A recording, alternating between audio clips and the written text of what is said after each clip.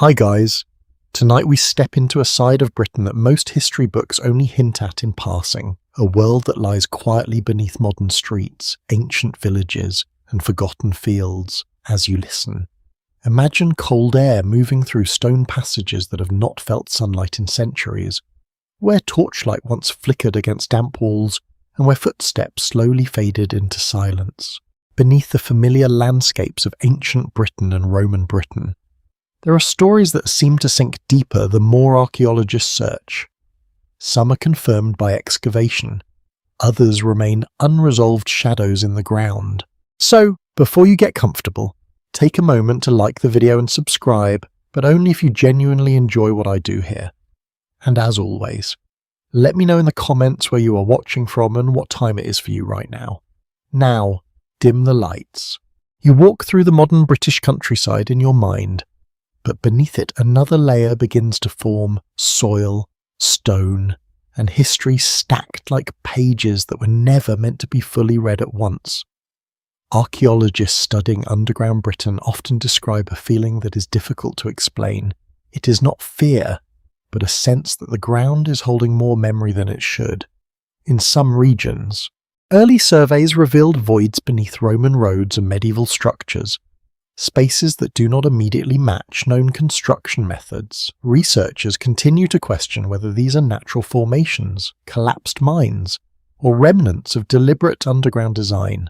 You begin to notice how ancient life on the surface naturally connects to what may lie below. In Roman Britain, people built villas, baths, and roads that reshaped the land, yet beneath many Roman sites, later excavations have uncovered older layers, sometimes containing tools, pottery fragments, or even sealed entrances that suggest earlier activity.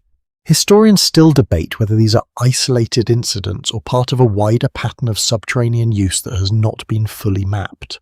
A quiet curiosity starts to build as you imagine the first sealed passage, a stone entrance hidden beneath earth and roots, perhaps forgotten after centuries of shifting soil. In some documented archaeological sites, such sealed chambers were found beneath medieval churches, raising questions about whether sacred spaces were deliberately placed above older structures. Researchers remain divided on whether this reflects continuity, coincidence, or something more complex in the way ancient communities reused land. You continue deeper into the mental landscape of ancient Britain. Before written records, prehistoric communities relied on caves, natural shelters, and landscape memory. These spaces were not just practical shelters, but also places of meaning. Archaeological evidence suggests that some caves were revisited over thousands of years, with layers of occupation separated by long gaps in time. Yet no one fully understands why certain underground spaces were repeatedly chosen, while others nearby were ignored. There is a subtle tension in this idea.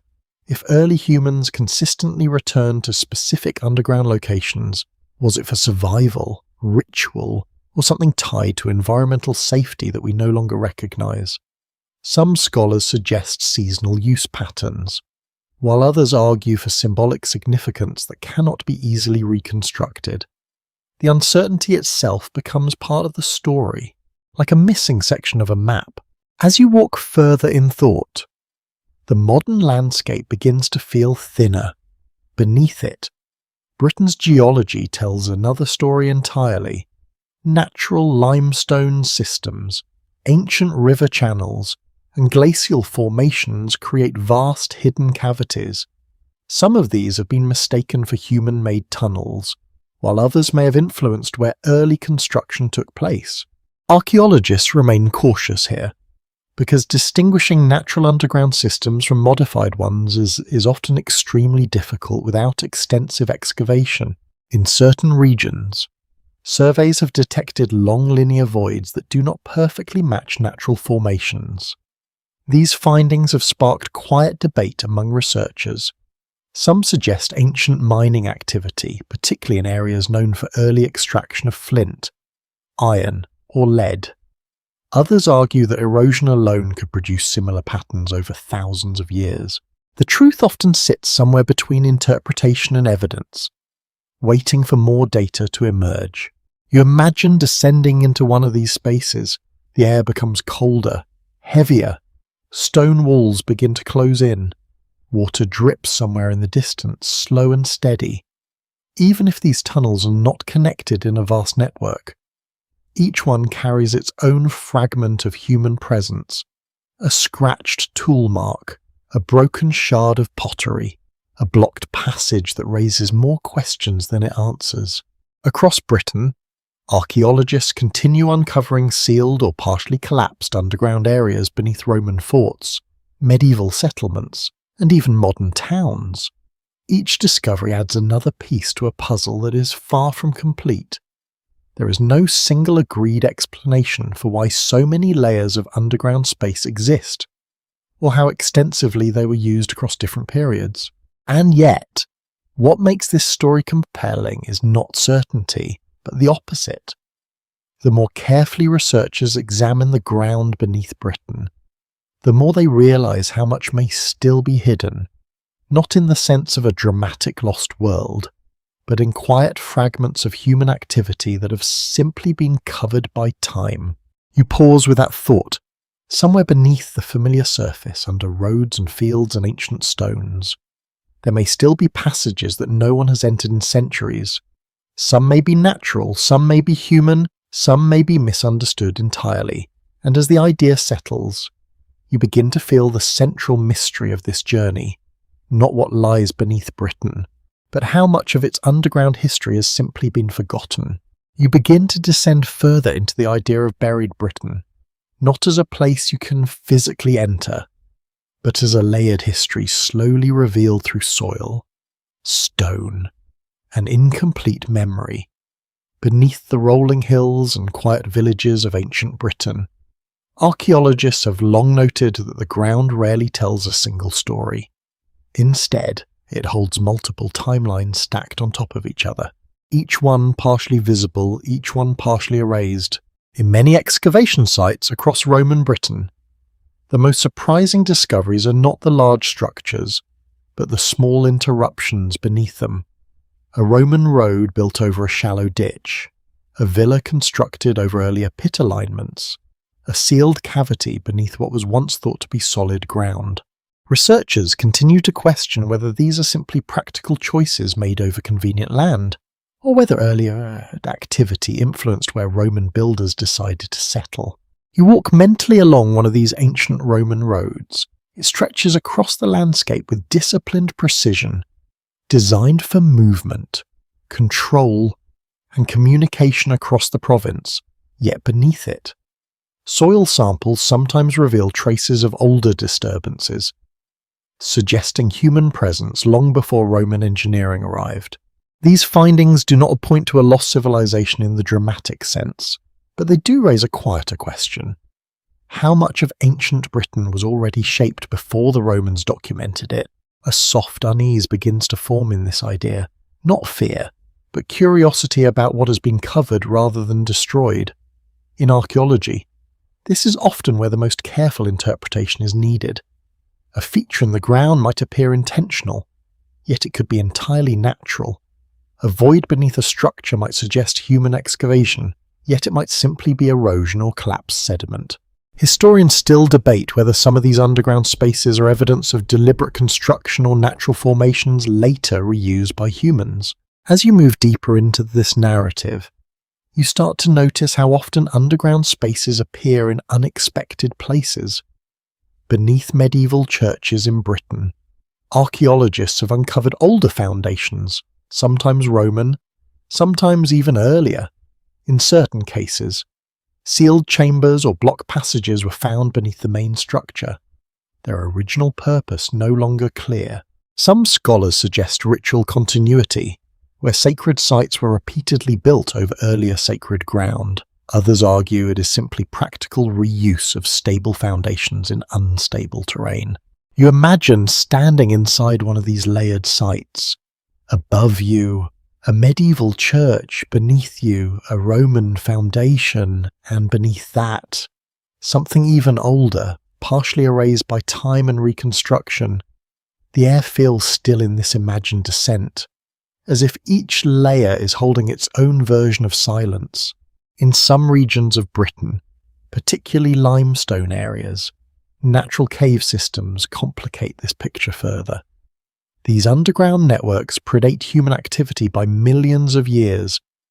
Early humans in prehistoric Britain are known to have used caves for shelter, burial, and possibly ritual activity. Archaeological evidence from sites such as Creswell Crags shows repeated occupation over long periods, with tools and marking suggesting intermittent but meaningful use.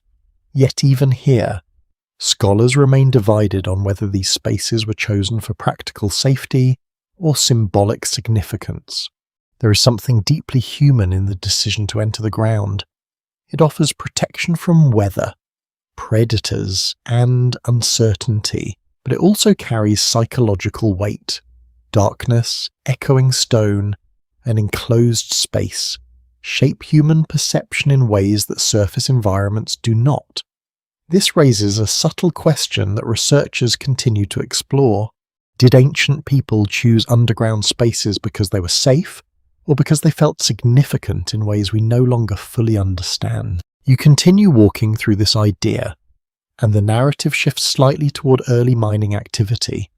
In prehistoric and early historic Britain, flint mining was a major undertaking.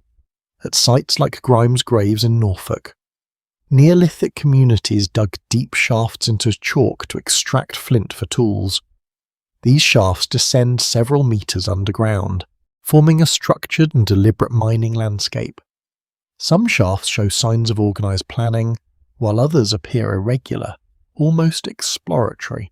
The scale of these mining sites challenges simple assumptions about early human capability.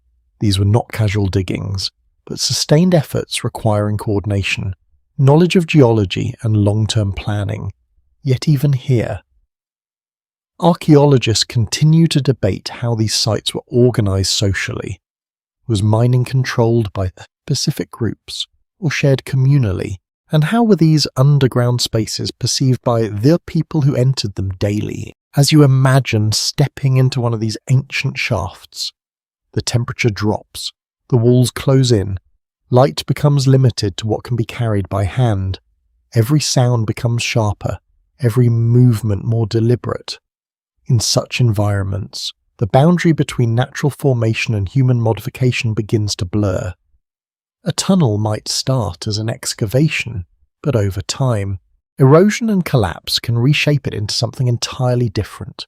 Across Britain, there are also records of so-called hollowways, ancient trackways that have gradually sunk below ground level through repeated use.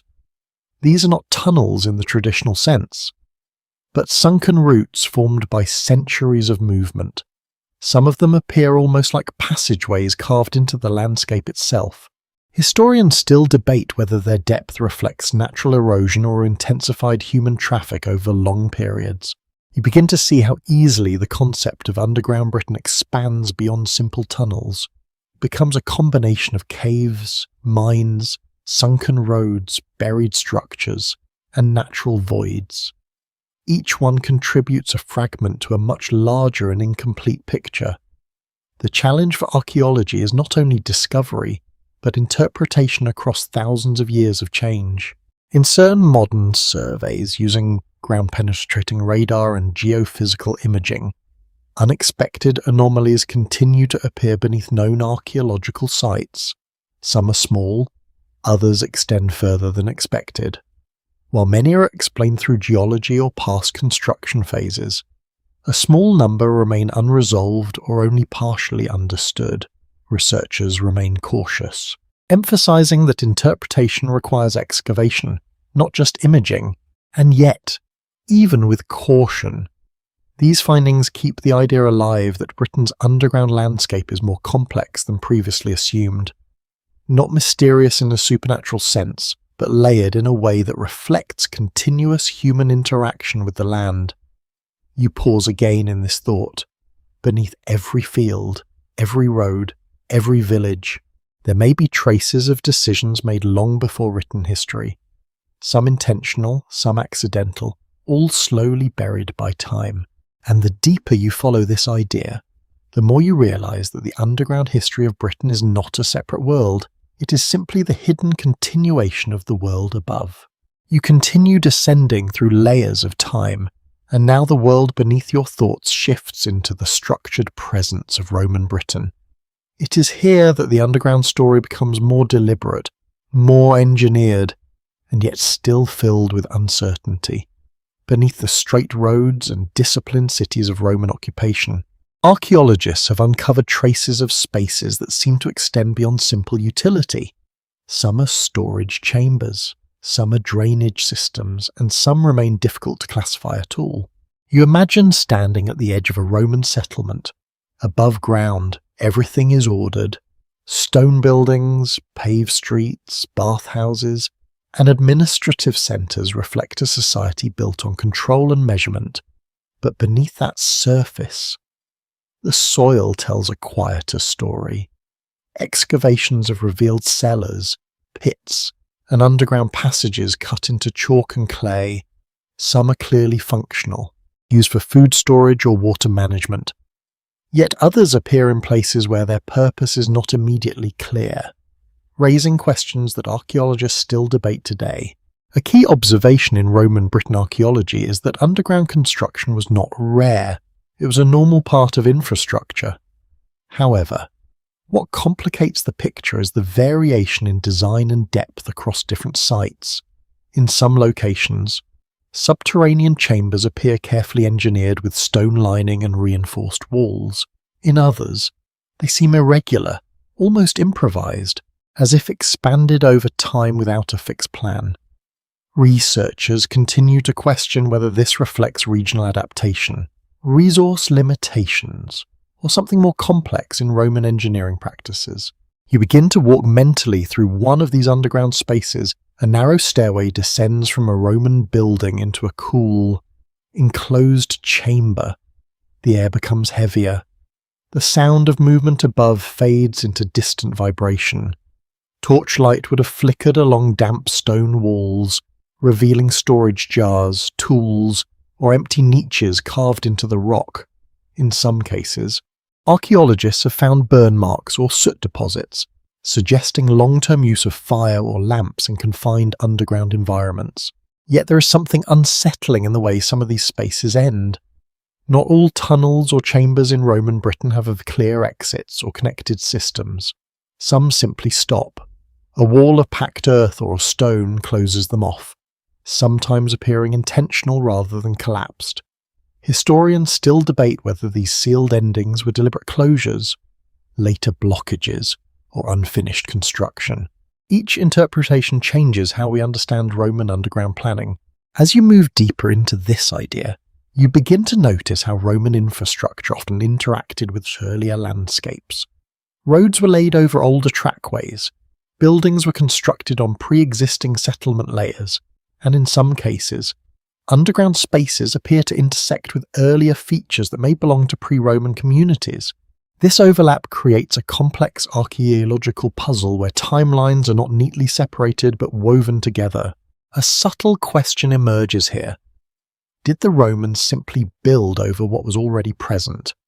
Or did they adapt earlier underground systems for their own use? Some scholars suggest continuity in settlement locations was driven by geography, such as access to water or defensible terrain. Others propose that certain underground features may have influenced Roman planning more directly than previously assumed. The evidence remains incomplete, leaving room for cautious interpretation. You imagine a Roman engineer surveying land that already carries hidden depth.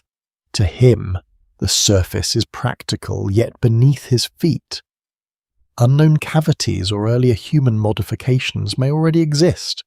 Without modern surveying technology, many of these features would remain invisible until encountered directly during construction. This raises another question that researchers continue to explore. How much of Roman Britain's underground development was planned, and how much was discovered by accident during expansion? In some documented cases, Roman mining activity provides clear answers. Britain was rich in mineral resources, and Roman exploitation of lead, iron, and silver led to extensive underground workings. Sites such as those in the Mendip Hills and other mineral-rich regions show evidence of deep extraction tunnels. These mines were not random excavations, but organised systems of shafts and galleries, carefully planned to follow veins. Yet even within these mining systems, uncertainties remain. Some tunnels extend in directions that do not fully match known geological patterns. Others show signs of collapse and reworking over time, making it difficult to reconstruct their original layout. Archaeologists remain divided on whether certain irregularities are due to ancient mining techniques or later disturbances that altered the original structure. You walk further into the mental image of these mines. The air grows tight, stone surfaces are rough, marked by tools that no longer exist in modern form. Workers would have moved carefully, carrying torches or lamps, their shadows shifting across narrow passages. Water seepage would have been constant, requiring drainage solutions that were surprisingly advanced for the time. In some mines, wooden supports and channels for water diversion have been discovered, showing a level of engineering sophistication that continues to impress researchers. And yet, even these organised systems leave behind unanswered fragments. In certain mining regions, isolated chambers have been found that do not clearly connect to known extraction routes. Their purpose is uncertain. Some may have been storage areas, others resting points, and some possibly remain unexplained due to incomplete excavation. This is where the underground story of Roman Britain becomes especially intriguing, because not everything fits neatly into established categories. As you continue, you begin to see how underground spaces in Roman Britain were not isolated features but part of a broader interaction with the landscape. Water systems, for example, often included subterranean channels designed to control flow beneath buildings and streets. These systems were essential for urban life, yet their complexity varies widely across sites. Some are simple drainage ditches, while others resemble more structured networks that suggest careful planning. In a few exceptional cases, archaeologists have uncovered underground corridors beneath public buildings such as baths or administrative centres. The function of these corridors is still debated. Some interpretations suggest maintenance access routes, while others propose symbolic or restricted usage areas. No single explanation fully accounts for all findings, which is why these spaces remain part of ongoing scholarly discussion. You pause with this thought. The Roman world in Britain was not only a surface civilization of roads and towns, it also extended downward into the earth in ways that are still being uncovered and interpreted. Each excavation adds detail, but also introduces new questions about how extensive and intentional this underground presence truly was. And as you imagine stepping back from these subterranean chambers, you begin to sense the central mystery forming more clearly. Roman Britain did not simply occupy land, it layered itself across it, above it, and sometimes below it, leaving behind a complex underground footprint that is still being slowly reconstructed today. As you move deeper into the layered history of Britain, the Roman presence begins to fade behind you, and a quieter, more fragmented world emerges. Medieval Britain rises in its place, not as a clean break from what came before, but as a slow reshaping of the same land. Villages grow around old ruins, churches appear over earlier foundations, and beneath it all, the underground spaces continue to exist, often unnoticed, often reinterpreted, and sometimes deliberately sealed. You walk through a medieval settlement in your mind. Narrow streets wind between timber-framed houses. Smoke rises from chimneys. The air carries the smell of wet wood, livestock, and burning peat. Life here is tightly connected to the land, yet most people are unaware of what lies beneath their feet. Some underground spaces are known, such as cellars, wells, and storage pits, but others are inherited from earlier periods, their origins already forgotten by the time medieval builders arrive. Archaeologists studying medieval Britain have repeatedly found evidence of structures built directly over Roman remains. In some cases, Churches stand on top of Roman buildings, their foundations resting on stone that predates Christianity in the region. This layering creates a complex archaeological puzzle, where each generation unknowingly builds upon the physical memory of the previous one. Researchers continue to debate whether this was purely practical, due to stable foundations, or whether there was a symbolic intention to claim older sacred spaces. You imagine entering one of these medieval churches. The interior is dim, lit by narrow stained glass windows that filter soft light onto stone floors. Beneath this calm surface, excavations have sometimes revealed older crypts or sealed chambers. In certain sites, these underground spaces appear to have been deliberately blocked off at some point in history. The reasons are not always clear. Some scholars suggest changes in religious practice, while others propose structural safety concerns. Yet a small number of cases remain difficult to fully explain. As you continue deeper into this period, the role of underground space becomes more practical again. Medieval communities relied heavily on cellars for food storage, especially in colder climates where preservation was essential. These spaces were often dug into chalk or clay, lined with stone or timber, and accessed by narrow stairways. In some towns, entire networks of storage cellars existed beneath market areas, allowing merchants to keep goods cool and secure. However, not all underground structures in medieval Britain can be easily classified.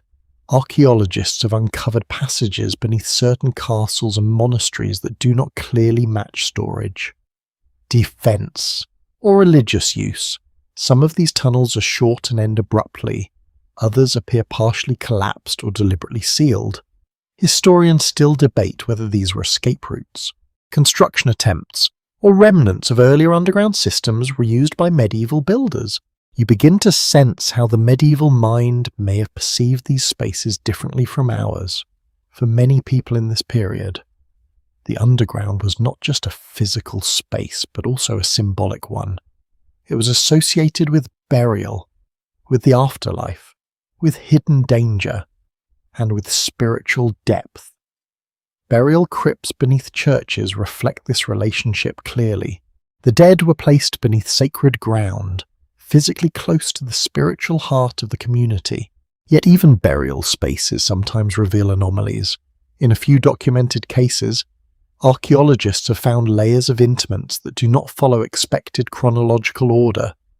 Some remains appear to have been moved or reburied at later dates, possibly during renovations or changes in religious practice.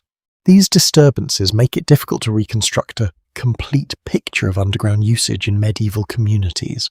As you move through this mental landscape, you notice how medieval Britain constantly interacts with what came before it. Roman roads become foundations for new paths, earlier settlements become buried beneath new construction, and underground spaces, whether natural or man-made, are continuously reused, modified, or sealed. This creates a layered geography where history is not replaced, but compressed. In some regions, especially around older monastic sites, archaeologists have discovered extensive subterranean features that suggest long-term development over centuries. These include drainage systems, storage chambers, and occasionally unexplained voids that do not align with known architectural plans. Researchers remain cautious in interpreting these features, emphasizing that erosion, reconstruction, and later disturbance can all alter the original layout. You imagine walking beneath one of these monasteries. Above you, chanting echoes through stone halls. Below you, silence stretches through narrow tunnels. Water drips somewhere in the darkness. The air is cool and still. It is easy to understand how such spaces might inspire both practical use and quiet unease, depending on who entered them and why. A recurring question in medieval archaeology is how much continuity existed between Roman underground systems and later medieval usage. In some cases, tunnels appear to have been reused directly. In others, they may have been rediscovered accidentally during construction. There is no single pattern that applies everywhere. which is why scholars continue to debate the extent of underground continuity across different regions of Britain. You begin to see how medieval Britain does not erase earlier underground history. Instead, it absorbs it, reshapes it, and sometimes hides it beneath new layers of meaning and function. Each generation interacts with the ground in a slightly different way, leaving behind traces that are not always easy to interpret. And as this realization settles, the underground world of Britain feels less like a collection of separate systems and more like a continuous, shifting archive, one that grows deeper not just in physical space but in historical complexity. You move further down through the slow accumulation of Britain's buried past, and now the landscape of medieval life begins to fade into something more uncertain. The underground is no longer just a place of cellars, crypts, and practical storage. It starts to feel like a fragmented record, where knowledge survives only in pieces, and where every discovery raises more questions than it answers. You imagine standing at the edge of an old monastery library in medieval Britain. Candles burn low, pages are copied by hand under careful light. Outside, wind presses against stone walls. Inside, knowledge is preserved with fragile discipline. Yet even here, references to underground spaces appear only indirectly. A note about a collapsed passage, a mention of old tunnels beneath a field. A record of repairs made to the foundations that no longer exist above ground in their original form. Historians still debate how much medieval writers actually understood about what lay beneath older settlements. Many documents survive only in fragments, copied and recopied over generations. Some references to underground structures are ambiguous, describing vaults, old works, or hidden chambers, without clear explanation of their origin. This lack of precision makes interpretation difficult, and archaeologists remain divided on how to connect written records with physical evidence. You begin to see how fragile historical memory can be when it comes to subterranean spaces, unlike buildings above ground, which are constantly visible and maintained. Underground structures can disappear from collective awareness entirely once their entrances are sealed or forgotten. Over time, even local knowledge fades, leaving only vague stories or place names that hint at something beneath. In some regions of Britain, place names still preserve traces of underground activity. Words linked to caves, pits, or hidden places often survive long after their original meaning is lost.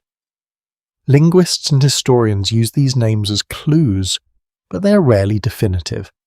A name might suggest an ancient mine, a natural cavern, or simply a landscape feature that no longer exists in visible form. Researchers continue to question how much weight should be given to linguistic evidence when reconstructing underground history. You walk mentally through a landscape shaped by these uncertainties.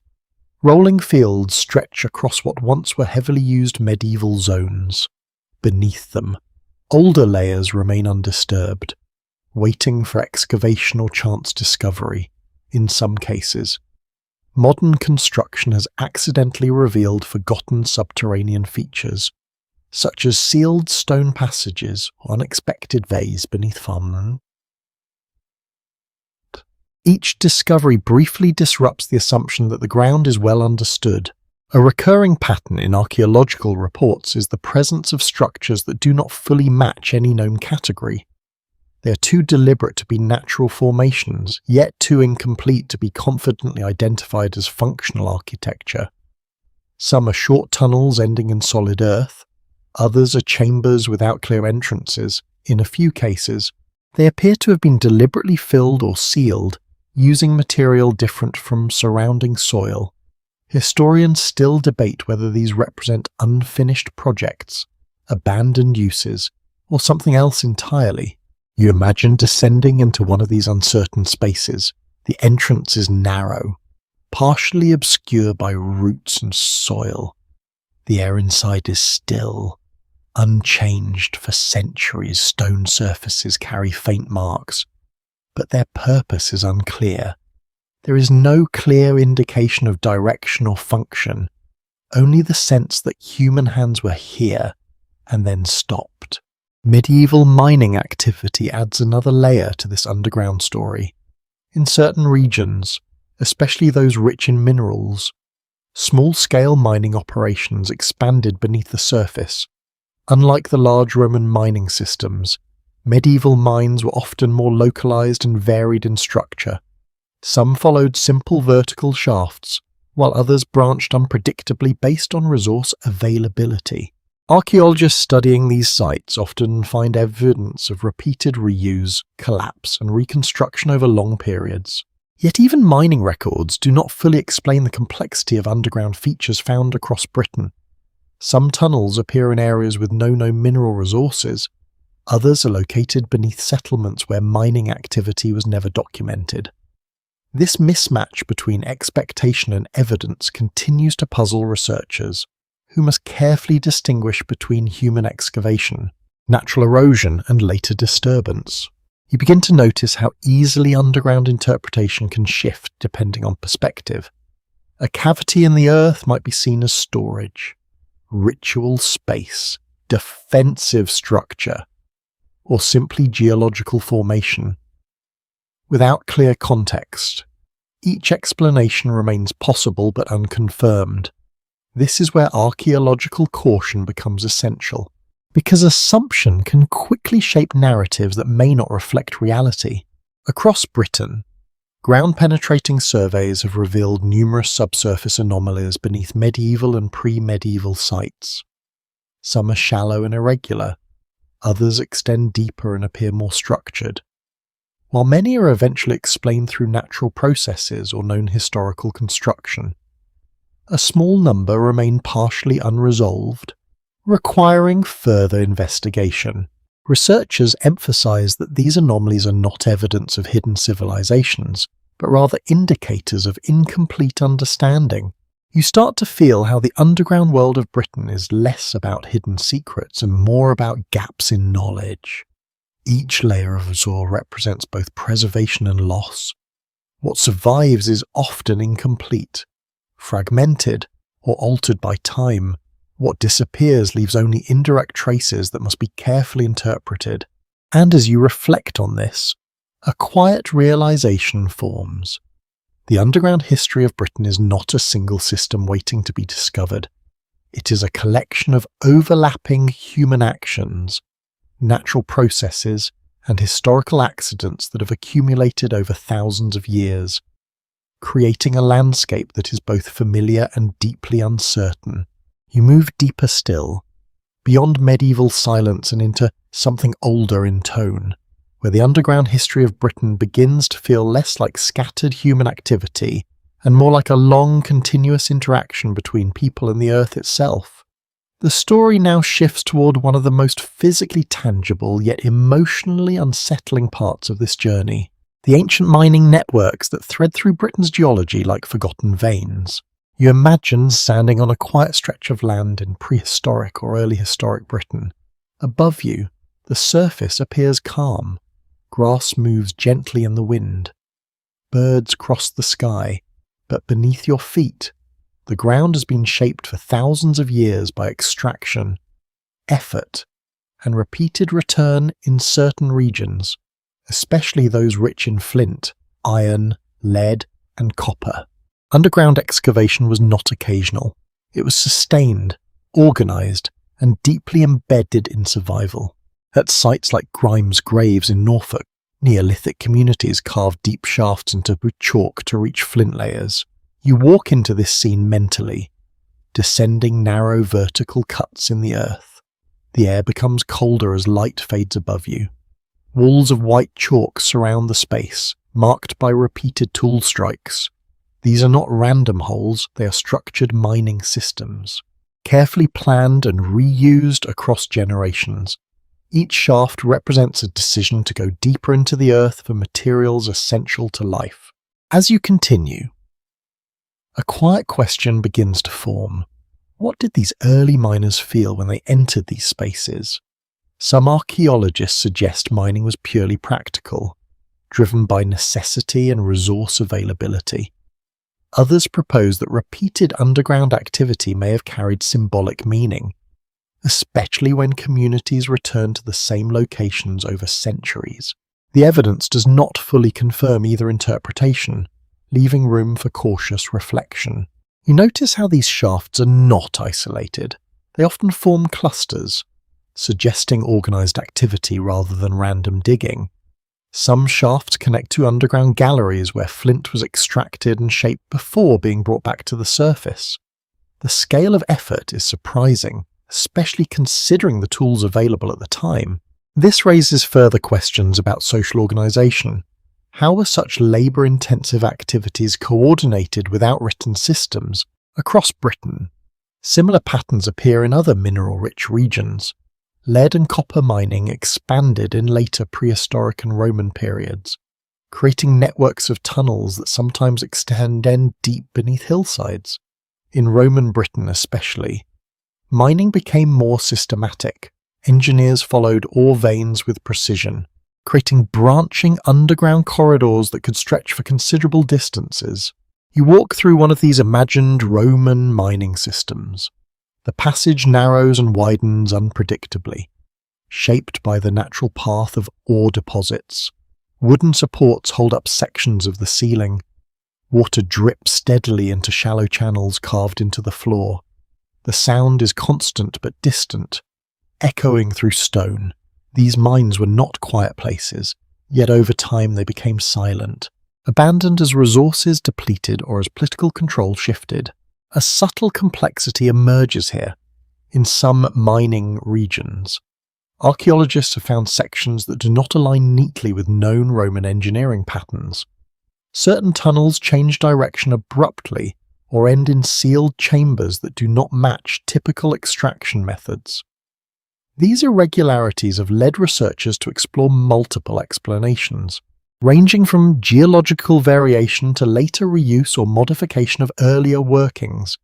No single explanation accounts for all observed features. You begin to understand that underground mining systems evolve over time. A shaft begins in one period, is expanded in another, and later collapses or is reused for a different purpose entirely. This layering makes interpretation extremely difficult. What appears as a single system may in fact be the result of centuries of intermittent activity.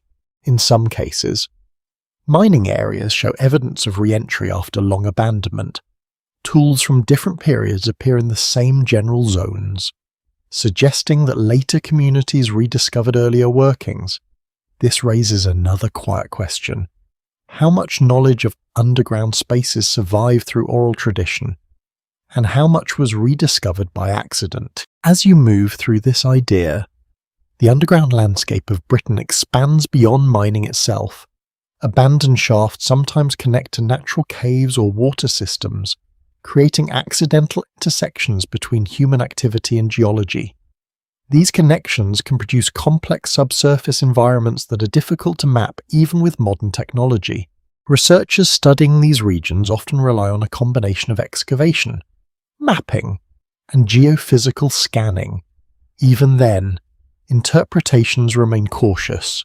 A void in the ground might represent a collapsed tunnel, a natural cavity, or an unfinished mining attempt. The distinction is not always clear, and experts frequently revise their conclusions as new data appears. You imagine standing at the edge of one of these uncertain spaces. The entrance is partially collapsed. Soil and stone blend together in uneven layers. There is no clear indication of depth or direction. It is easy to see how such spaces could fade from memory entirely once their entrances were lost or intentionally sealed. Across Britain, mining activity leaves behind more than just physical tunnels. It reshapes entire landscapes. Spoil heaps, depressions, and altered drainage patterns remain visible on the surface long after underground work has stopped. Yet beneath these visible traces, the full extent of extraction networks often remains only partially understood. A recurring challenge in archaeological interpretation is separating human excavation from natural geological processes over thousands of years. Erosion, sediment movement, and collapse can transform artificial tunnels into forms that resemble natural formations. Conversely, natural voids can be modified by humans and mistaken for engineered spaces. This overlap continues to challenge researchers trying to reconstruct ancient underground activity. You start to sense a deeper pattern forming. The underground history of Britain is not defined by a single continuous network, but by repeated engagement with the Earth across different eras, each leaving behind incomplete traces. Some of these traces are deliberate, others accidental, and many are still being uncovered through modern surveying techniques. Even today, new discoveries occasionally emerge from construction projects or archaeological surveys. Small tunnel fragments, unexpected voids, or mineral extraction sites appear in places where no historical record clearly indicates their presence. These findings rarely rewrite history, but they do refine it, adding detail to an already complex underground picture. And as you step back from this imagined descent, a quiet understanding settles in. The mines and tunnels beneath Britain are not simply relics of ancient industry. They are records of repeated human interaction with the hidden layers of the earth, shaped by necessity, curiosity, and survival over thousands of years. The deeper you follow them, the more they reveal not just what was taken from the ground, but how closely human history has always been tied to what lies beneath it. You move further now into a quieter and more uncertain layer of Britain's underground story, where the clarity of mining shafts and engineered tunnels begins to dissolve into something far less defined. The narrative no longer rests on clearly visible human industry. Instead, it enters the blurred boundary between natural cave systems and early human presence, where every trace must be carefully interpreted and where certainty becomes increasingly fragile. You imagine standing at the mouth of a natural cave in prehistoric Britain. The air is cold before you even enter. A faint mist clings to the ground, drifting into darkness beyond the entrance. Above you, ancient forests stretch across the landscape, thick with sound and movement, inside the cave. However, everything becomes still. The temperature drops, the light fades, and the world narrows into stone and shadow. Early human groups in Brittown are known to have used caves repeatedly over long spans of time. Archaeological excavations at sites such as Creswell Crags reveal layers of occupation separated by thousands of years. Stone tools, animal remains, and traces of fire suggest that these spaces were not used once and abandoned, but returned to again and again. Yet researchers continue to question whether this repeated use was driven purely by survival needs or whether deeper cultural meanings influence these choices. You step further into this imagined cave system. The walls are uneven, shaped by both geological processes and occasional human modification. Some surfaces bear faint markings, not always clearly identifiable as symbolic or practical. In certain cases, lines and scratches appear deliberately placed, but their meaning remains unknown. Were they simple tool marks, counting systems, or expressions of thought we can no longer interpret? Scholars remain divided on how to read such evidence. A subtle tension begins to form in the interpretation of these spaces. On one hand, caves clearly provided shelter, protection from weather, and strategic observation points. On the other hand, many caves show signs of use that go beyond immediate survival needs. Carefully placed animal bones, pigment traces, and repeated visitation patterns suggest that some caves may have held significance that extended beyond practicality. You begin to notice how the underground environment itself shapes human behavior. Sound behaves differently in enclosed stone spaces. Footsteps echo in unpredictable ways, light flickers and distorts uneven surfaces. Even modern visitors to caves often report a heightened sense of awareness or disorientation. It's not difficult to imagine how early humans might have experienced these same sensations, interpreting them through the lens of their own understanding of the world.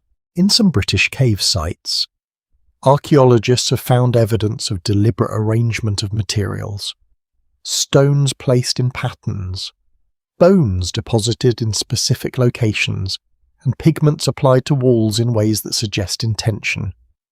However, the purpose of these actions is not fully understood. Some researchers propose ritual behaviour, while others argue for more practical explanations that are no longer visible in the archaeological record. You move deeper into this uncertainty. The cave passages narrow slightly, forcing attention inward. Water drips from unseen cracks in the ceiling, forming a steady rhythm that feels almost timeless.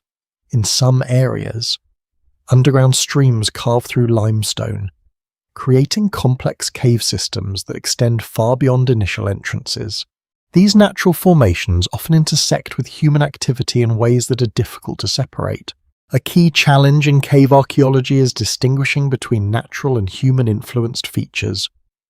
Sediment movement, rockfall, and water erosion can mimic intentional shaping at the same time.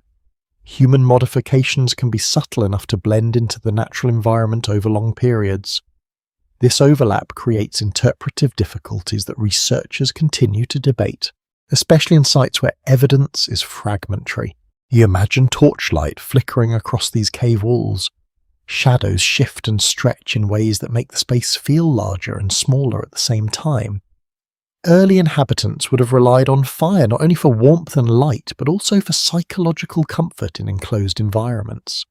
Charcoal deposits found in some caves suggest repeated fire use, sometimes in areas deep within systems that require careful navigation. In certain cases, caves show evidence of long-term occupation separated by long intervals.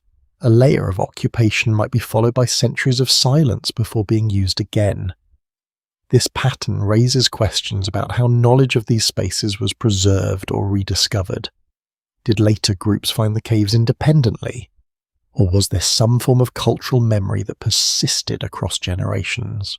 As you continue through this imagined descent, the cave system begins to feel less like a single location and more like a network of experiences scattered across time. Each visit adds another layer, another trace, another fragment of human presence that is gradually absorbed into the stone itself. Some scholars suggest that caves may have functioned as boundary spaces in prehistoric life, marking transitions between the known surface world and the unknown underground. Others argue that their use was more opportunistic, shaped by the environmental conditions and availability. There is no consensus, only overlapping interpretations that reflect the limits of available evidence. You begin to sense how easily meaning can shift when dealing with ancient underground environments. A simple stone arrangement can be seen as symbolic or accidental. A dark chamber can be interpreted as sacred or functional, without written records. The underground world remains open to multiple readings, each supported by fragments of evidence but none fully complete. Even today, new cave discoveries occasionally reveal unexpected features, hidden chambers behind collapsed walls, artifacts preserved in undisturbed sediment, subtle modifications that suggest human presence in areas previously thought untouched. Each discovery adds complexity, but rarely provides definitive answers. And as you pause in this imagined darkness, the cave around you feels less like a mystery to be solved and more like a record that has never fully stopped being written. Layer upon layer of human and natural history overlap here, quietly shaping a world beneath the surface that still resists complete understanding. You move deeper again, leaving behind the broad uncertainty of cave systems and entering a more unsettling phase of Britain's underground story. Here, the focus shifts from natural caves and mining networks towards something more deliberate, more controlled, and far harder to interpret with confidence. Across many archaeological sites, one pattern appears as repeatedly sealed entrances, blocked passages, and deliberately closed underground spaces. You imagine standing in the soft light of early morning over ancient British land. Grass bends under wind. Birds move across open fields. Nothing on the surface suggests what lies beneath. Yet under excavation layers, archaeologists sometimes uncover stone packed tightly into former openings. These are not casual collapses. In many cases, the blocking appears intentional, carefully placed, sometimes reinforced over time. A central question arises immediately in archaeological interpretation. Why would a passage be sealed so carefully if it once served a purpose? Some cases suggest defensive action, perhaps to prevent access after a conflict or abandonment. Other examples point towards structural collapse management, where unstable underground areas were deliberately closed to protect surface buildings. Yet neither explanation fully accounts for all known instances, leaving space for continued debate among researchers. You step mentally to one of these sealed environments, a narrow tunnel, once open, now filled with compacted earth and stone. The material inside does not always match the surrounding soil, suggesting it was deliberately transported and placed. This detail has led some archaeologists to carefully re-examine whether certain underground closures were part of planned construction phases rather than emergency responses. As you move further into this idea, you begin to notice how frequently sealed underground spaces appear beneath later structures. Roman buildings over older pits, medieval churches above blocked chambers, even rural sites where tunnels appear intentionally filled long before modern development reached them. Each example adds to a growing pattern, but the meaning of that pattern remains unclear. Researchers continue to question whether these closures represent practical decisions or something more symbolic. In some cases, sealing an underground space may have been linked to cultural beliefs about boundaries, safety, or the containment of something considered dangerous or significant. In others, it may simply reflect long-term abandonment and the gradual need to stabilize land for new construction. You imagine workers in ancient Britain carefully filling a tunnel. Stones are carried in baskets. Earth is packed tightly layer by layer. The entrance slowly disappears. Light fades until only the memory of the passage remains. Once completed, the surface appears unchanged. Yet below it, an entire space has been removed from active use and from collective memory. In certain archaeological sites, sealed passages have been found beneath religious structures. These discoveries raise particularly complex questions. Were these underground spaces originally part of earlier sacred landscapes, later repurposed and closed by new belief systems? Or were they purely functional features that lost relevance over time? Historians still debate these interpretations, and no single explanation fits all known examples. You begin to see how sealing underground spaces is not an isolated action, but part of a broader pattern of managing hidden environments. Throughout different periods of British history, there appears to be a repeated tendency to close, contain or limit access to subterranean areas once their use has ended or changed. This suggests that underground spaces were never fully separate from surface life. Instead, they were actively managed as part of the same evolving landscape. Some sealed passages show signs of multiple phases of closure. A tunnel may first be partially blocked, then later fully filled. In other cases, small access to points remain even after major sealing, suggesting intermittent reuse or controlled entry. These complexities make it difficult to determine whether closure was final or temporary in intent.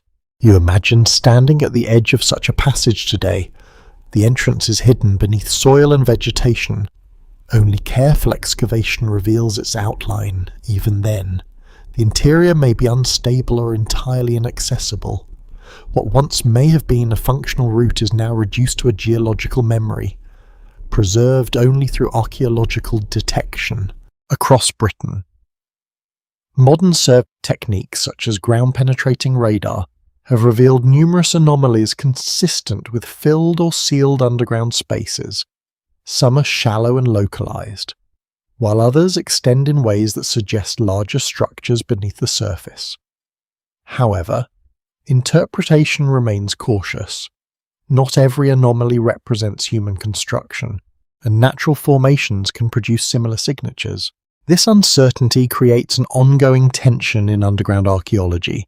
Every sealed space raises the possibility of intentional human action, but also demands careful consideration of natural processes. Soil movement, erosion, and sediment collapse can all produce features that resemble deliberate closure. Researchers must therefore rely on multiple lines of evidence before drawing conclusions. You begin to sense that sealed tunnels and block chambers represent a kind of threshold in Britain's underground history. They are spaces that once existed in active use but were intentionally removed from it, whether for safety, practicality, or cultural reasons. They mark moments where human interaction with the underground shifted from engagement to restriction. And as you reflect on this, a deeper idea begins to emerge. The underground world of Britain is not only defined by what was built or excavated, but also by what was deliberately hidden, closed, or allowed to disappear beneath layers of time and soil. You move further into the hidden layers beneath Britain, and the story begins to shift again. The focus is no longer only on sealed passages or deliberate closures. Instead, it enters a more ambiguous territory where natural landscapes and human interpretation begin to overlap so closely that even experienced archaeologists must proceed with caution. Underground rivers, karst systems, and eroded caverns begin to appear in the narrative, and each one raises the same persistent question. How much of this was shaped by nature, and how much was later altered by human hands? You imagine standing above a quiet stretch of land where nothing suggests what lies beneath. The surface looks ordinary, fields and hedgerows stretching into the distance, yet below the calm exterior, water has been moving for thousands of years, carving paths through limestone and chalk, dissolving stone grain by grain, creating hidden channels that may stretch far beyond what is visible on the surface. In many parts of Britain, especially in regions with limestone geology, underground drainage systems form complex cave networks. These systems are entirely natural, shaped by slow chemical erosion. Water seeps into cracks, expands them over centuries, and creates passages that can resemble human-made tunnels. This resemblance is where interpretation becomes difficult. Archaeologists and geologists often find themselves working together to determine whether a void is natural or modified. You step mentally into one of these underground systems. The air is cool and damp, water moves quietly through narrow channels, reflecting faint light from unseen openings. The stone walls are smooth in some areas, rough in others, shaped entirely by natural forces. Yet in certain locations, the geometry becomes less predictable. Straight edges appear where curves would be expected. Small chambers form in ways that do not fully align with typical erosion patterns. These irregularities are where debate begins. Some researchers suggest that ancient human activity may have modified existing natural caves, expanding or reshaping them for specific uses. Others argue that natural variation in geological processes is sufficient to explain these features without requiring human intervention. The evidence is often incomplete, making it difficult to reach firm conclusions. This uncertainty is a recurring theme in underground archaeology, where visibility is always limited by what can actually be excavated or accessed. You continue deeper into this mental landscape, noticing how underground rivers can shift over time. Waterways that once flowed freely may change direction, dry out, or carve new channels. This constant movement means that any archaeological interpretation must account for change over long periods. A tunnel that appears artificial today might have originally been a natural channel later adapted by humans, or it might be entirely natural, misinterpreted due to partial collapse or sediment buildup. Across Britain, there are recorded instances where underground water systems intersect with known archaeological sites in some cases. These intersections appear coincidental. In others, they seem to have influenced where settlements were placed. Access to fresh water was essential for survival, so it is reasonable to assume that natural underground features played a role in shaping human habitation patterns. However, The extent of that influence remains a topic of ongoing research. You imagine early communities discovering these hidden water sources, a small opening in the ground leading to a cool underground stream, the sound of flowing water echoing through stone. For prehistoric groups and later settlements, such places would have been valuable but also potentially dangerous. Flooding, instability, and hidden depths would require careful navigation and understanding. In some archaeological surveys, unusual linear voids have been detected beneath river valleys and floodplains. These features sometimes resemble channels or tunnels, but without excavation, their exact nature remains uncertain. Some may be ancient riverbeds buried by sediment, others may be collapsed cave systems. A few have sparked discussion about possible human modification. Though no consensus has been reached, you begin to notice how interpretation depends heavily on context. A single underground feature, when viewed in isolation, can support multiple explanations, but when placed within a wider landscape, patterns sometimes emerge, clusters of voids, alignments with surface features, or proximity to known settlements can all influence interpretation. Even then, certainty is rarely possible without direct investigation. A subtle but important realization develops here. The underground world is not static. It changes continuously through natural processes that operate on timescales far beyond human history. Rivers shift, caves collapse, sediment fills empty spaces, and new voids form elsewhere. What archaeologists study is not a fixed system, but a snapshot of an ongoing geological process layered with human activity. You imagine standing at the boundary between surface and underground water system. Above you, rain falls and disappears into soil. Below you, it gathers, moves, and reshapes the earth in ways that are invisible from the surface. Over time, this interaction creates a hidden architecture of channels and voids that exists independently of human awareness until it is discovered by chance or excavation. In some regions, geophysical surveys continue to reveal anomalies that may be linked to these natural processes. However, distinguishing between natural erosion and human modification remains one of the most challenging aspects of underground research. Each new discovery must be carefully analysed within its environmental and historical context. And as you reflect on this, the underground story of Britain begins to feel even more complex.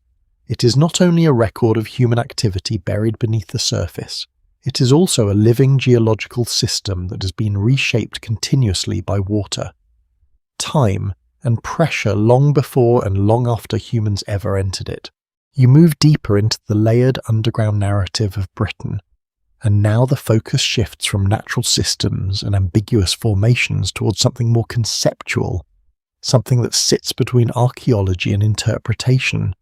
This is where the idea of a lost underground network begins to appear in fragments, not as a confirmed structure, but as a pattern suggested by scattered evidence, incomplete records, and repeated archaeological uncertainties.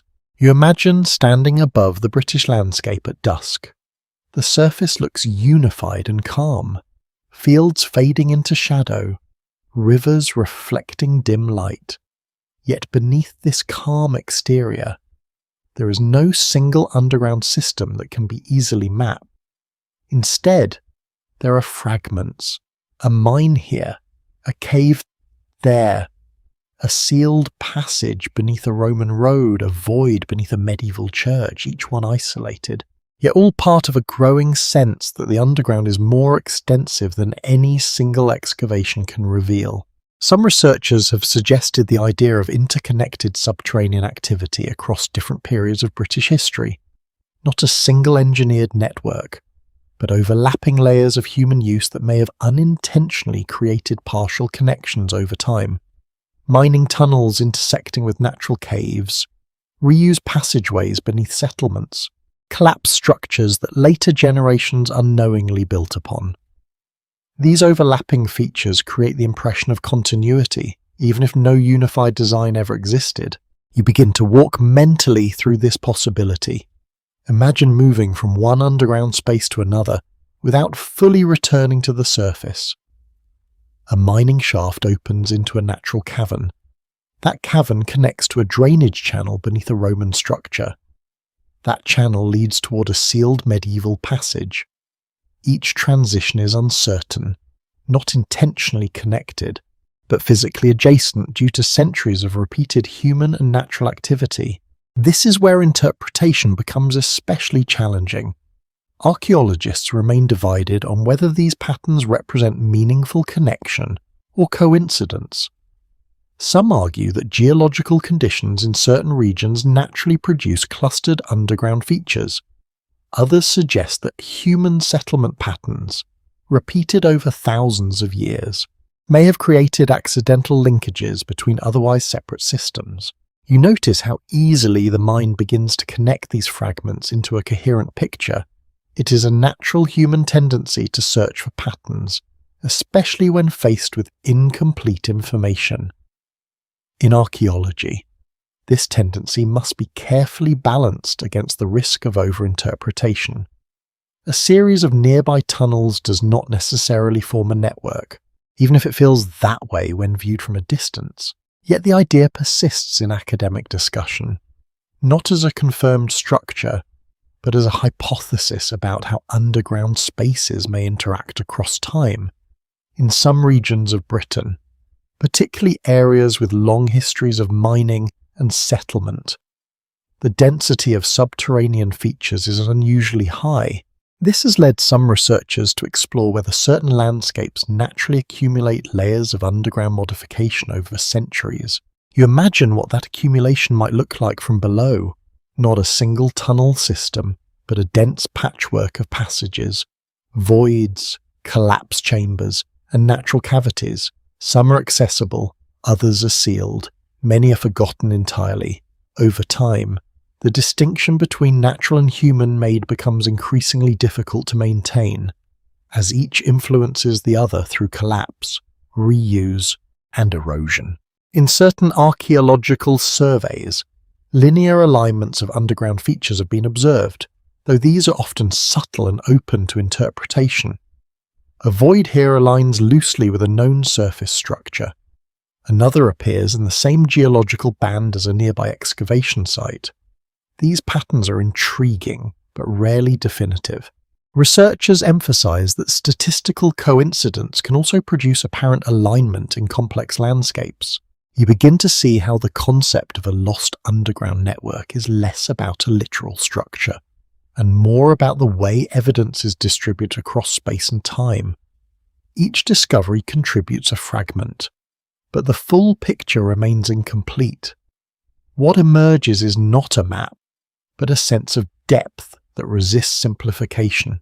A recurring challenge in this field is the absence of continuous documentation. Underground spaces are often discovered in isolation, during construction or excavation, rather than as part of planned exploration. This means that connections between sites are frequently inferred rather than directly observed, even when multiple sites exist within the same region. Linking them physically is rarely straightforward. You imagine standing in one of these isolated spaces, a tunnel beneath a field, a chamber under a ruined building, a void detected but not yet entered.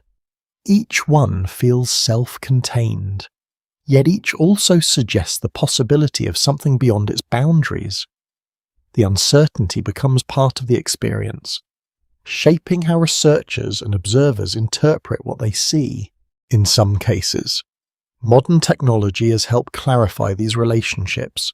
Ground-penetrating radar, LiDAR mapping, and 3D subsurface imaging have revealed unexpected proximities between known archaeological features.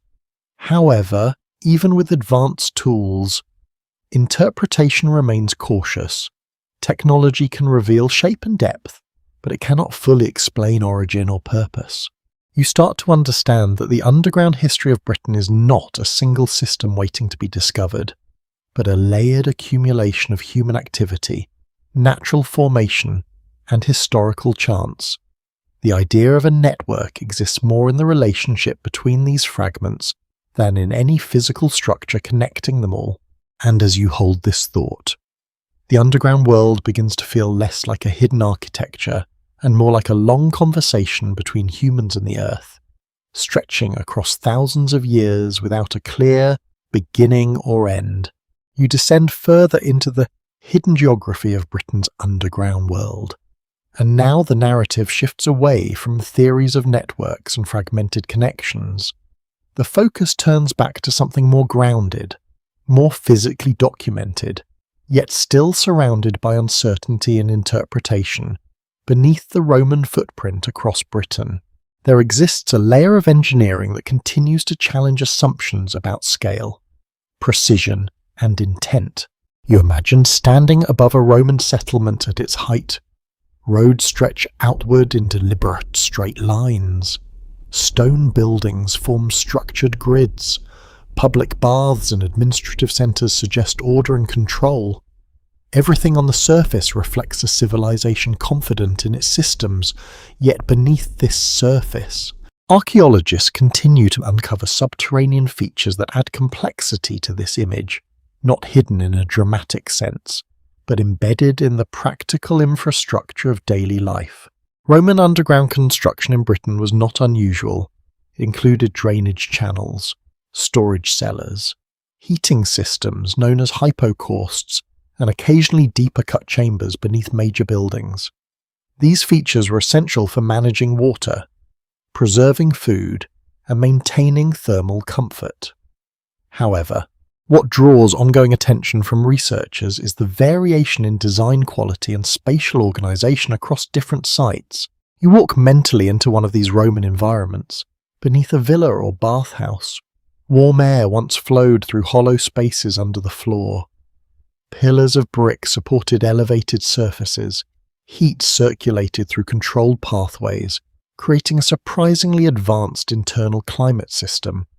This engineering required careful planning, yet the exact methods and regional variations are still studied in detail by archaeologists.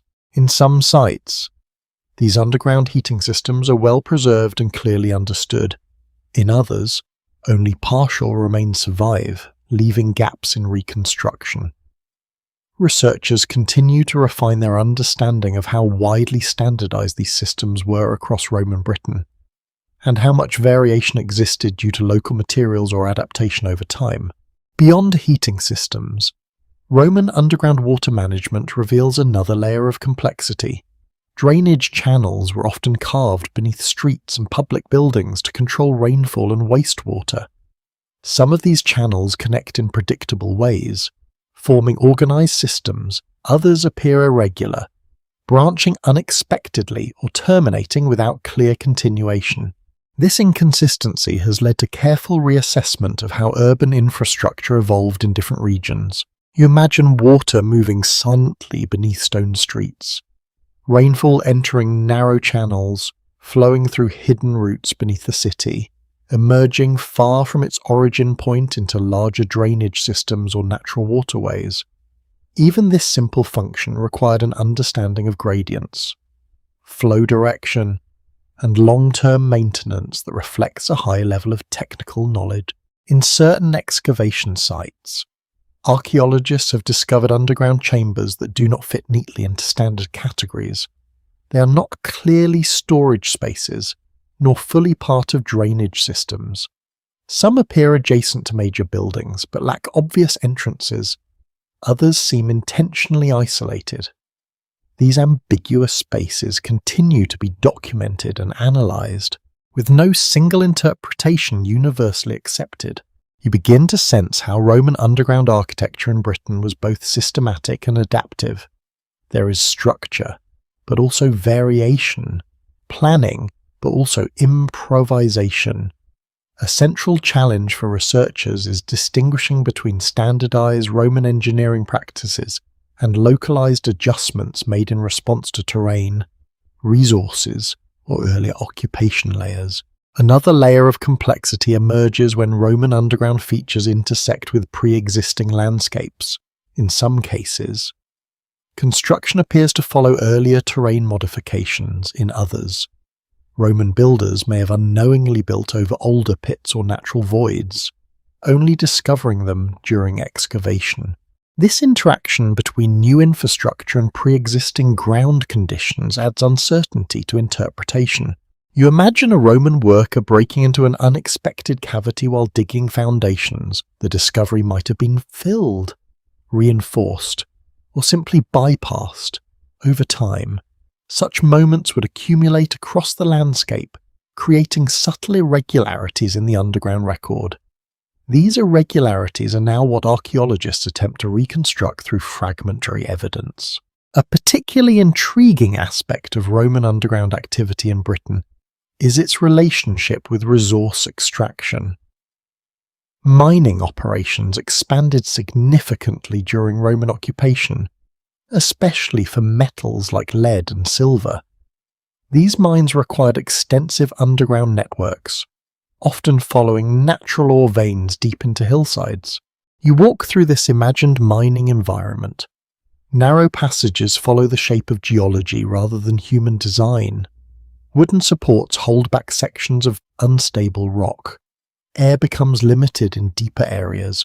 Water seepage requires constant management. The work is repetitive, physically demanding, and highly organized. Yet even within these systems, variation appears in layout and structure depending on region and period. Some mining sites show carefully engineered shafts with clear planning and repeated use. Others appear more irregular, suggesting adaptation over time or partial abandonment. Researchers continue to study whether these differences reflect changes in administration, local expertise, or shifting economic priorities within Roman Britain. In a few cases, underground mining chambers have revealed unexpected voids or extensions that do not fully align with known extraction patterns. These features are not easily explained and remain under investigation. Some may result from geological instability, while others could represent undocumented phases of mining activity that have not yet been fully reconstructed. You begin to see Roman underground Britain not as a uniform system, but as a layered infrastructure shaped by both control and adaptation. It is precise in intention, yet variable in execution, stable in some places, uncertain in others. This duality is what makes it so compelling for modern archaeology, and as you step back from this imagined descent, a clearer understanding forms. The underground world of Roman Britain is not hidden in the sense of secrecy, but in the sense of complexity. It exists beneath the surface not as a single design, but as a collection of practical solutions layered over time, still being pieced together through careful study. You move deeper again, and the Roman layer begins to fade into something more fragmented, less engineered in appearance, yet no less significant in how it shapes Britain's underground history. The focus now shifts toward medieval sacred landscapes, where churches, monasteries, and burial grounds often sit directly above older ground layers that were already shaped long before the medieval world fully emerged. You imagine standing in a quiet medieval village at dawn. Mist hangs low over stone paths. A church bell sounds in the distance, slow and steady, echoing across fields that have been cultivated for generations. To the people living here, the land feels familiar, almost permanent. Yet beneath this stability lies a pattern archaeologists have repeatedly observed. Many medieval religious sites are positioned directly on top of earlier Roman structures or even older settlement traces. This repeated placement has led researchers to explore whether it was purely practical or whether deeper cultural reasoning influenced site selection. In some cases, Roman buildings provided stable foundations suitable for reuse. In others, the choice of location appears less practical and more symbolic, possibly linked to continuity of sacred space across generations. The interpretation is still debated, and no single explanation accounts for all examples. You step mentally into a medieval church. The air is cool and still, light filters through stained glass, casting muted colours onto worn stone floors. Beneath this calm surface, excavations often reveal layered histories. Roman masonry reused in foundations, earlier burial sites beneath churchyards. Occasionally, sealed chambers or crypts that predate the visible structure above. In some documented cases, underground spaces beneath churches appear deliberately sealed or modified during later construction phases. The reasons vary. Structural reinforcement is one possibility. Changes in religious practice is another. In certain instances, the original function of these underground areas remains unclear, especially when records are incomplete or entirely absent. You begin to notice how medieval builders interacted with the underground in a different way compared to earlier periods. Rather than excavating extensively, they often adapted existing structures. Foundations were reused, stone was repurposed, subterranean spaces were integrated into new designs or simply covered and left undisturbed. This approach created a layered architectural landscape where different eras physically coexist. Beneath some monasteries, archaeologists have uncovered complex underground features that extend beyond simple storage or burial use. These include drainage systems, cellars, and occasionally passages that do not clearly connect to known architectural layouts. Some of these features appear to have been modified multiple times, suggesting long-term use across centuries. You imagine moving through one of these monastic underground spaces. The passage is narrow and uneven. Stone walls carry faint marks of repair and reconstruction. Water drips slowly from overhead cracks. The air is damp, carrying the scent of earth and aged stone. It is not clear whether the space was originally designed for movement, storage, or something more specialized that has since been lost to time. In certain regions, underground chambers beneath religious sites show evidence of intentional closure.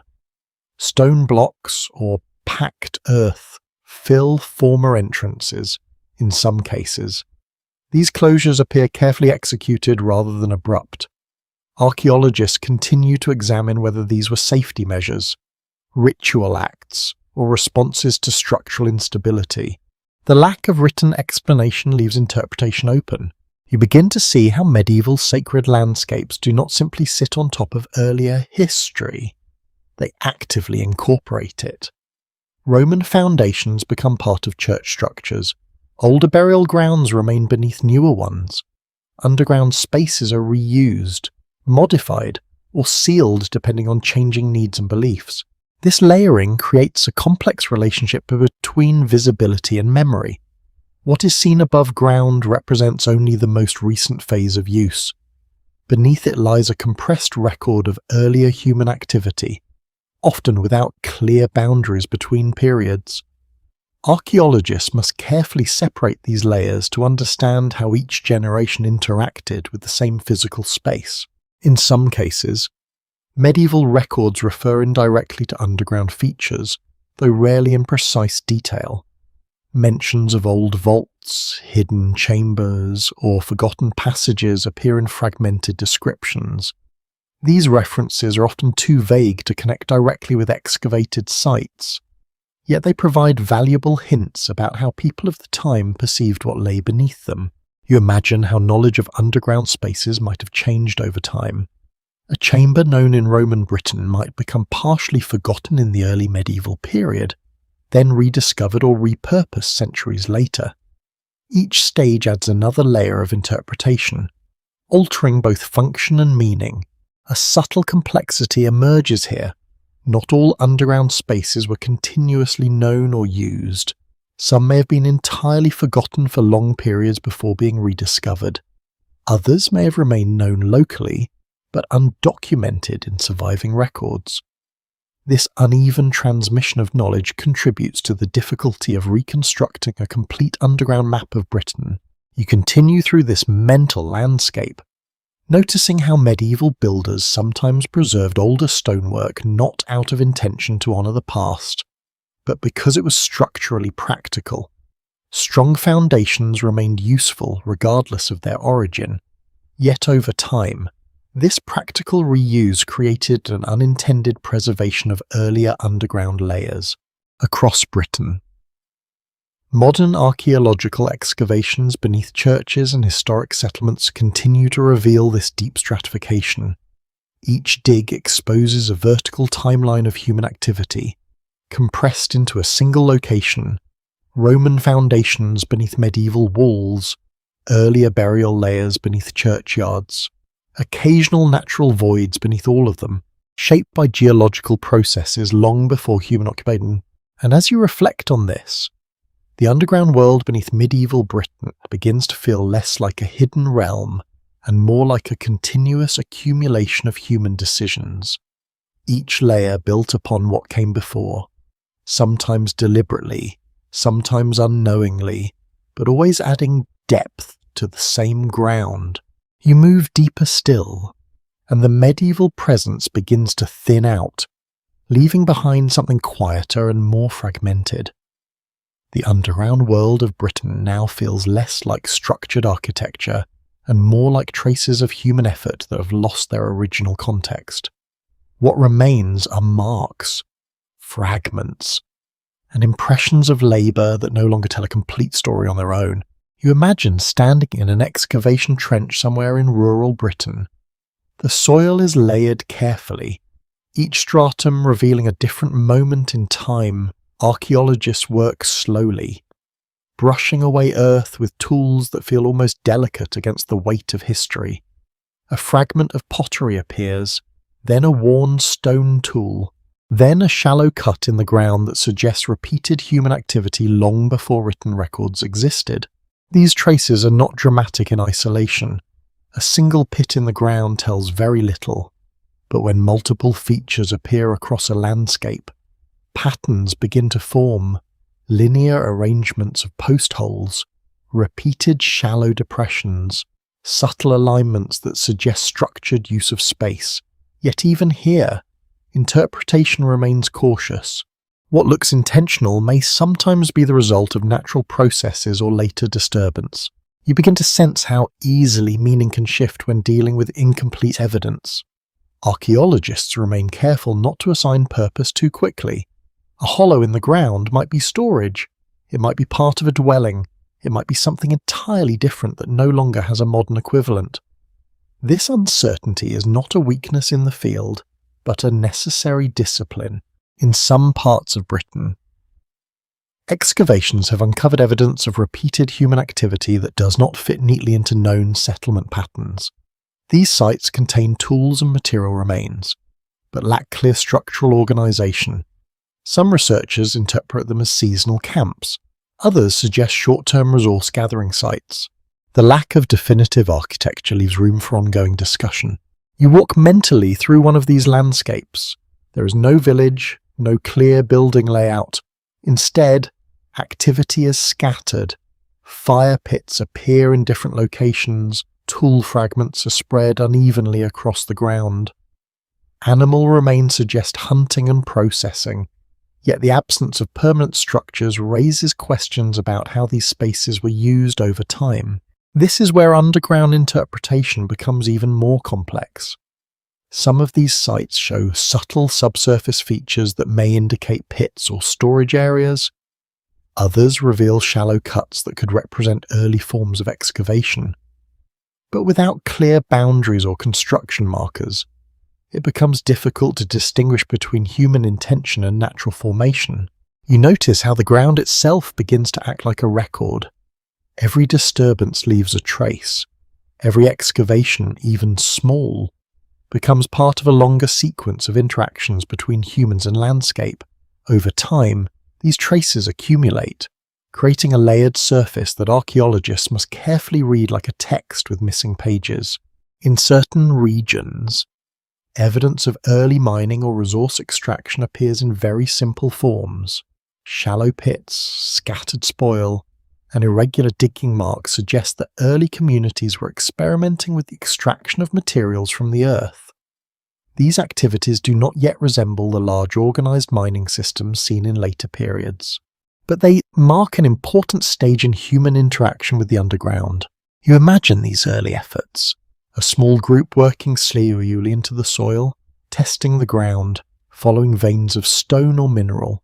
There is no advanced equipment, only basic tools and accumulated knowledge passed through observation. Each attempt is uncertain, Some pits lead nowhere, others reveal useful materials that justify further digging. Archaeologists still debate how widespread these early extraction activities were. In some areas, evidence is abundant. In others, it is almost absent. This uneven distribution raises questions about regional practices, environmental conditions, and the preservation of fragile archaeological evidence over thousands of years. As you move deeper into this narrative, the distinction between surface activity and underground activity begins to blur. A shallow pit is both above and below ground. A storage hole begins at the surface but extends downward into hidden space. Even simple acts of digging become part of the underground story, not as separate structures, but as extensions of everyday survival. You begin to see how these small acts of excavation accumulate over time, each generation leaving behind subtle modifications to the ground. Some intentional, some incidental, all gradually shaping the subsurface environment. Over centuries, these repeated actions create a complex underground landscape that is not planned as a whole, but formed through continuous use. In a few archaeological sites, clusters of pits and hollows appear in patterns that suggest repeated return to the same locations, whether for resources, habitation, or other purposes. These repeated visits indicate that certain landscapes held long-term significance, yet the exact nature of that significance is often lost. You imagine standing in such a place across different time periods. Each visit slightly alters the ground. Each return adds another layer. Over generations, the original surface becomes unreadable, replaced by a compressed record of human activity that is only visible through careful excavation. And as you step back from this idea, a quiet realization forms.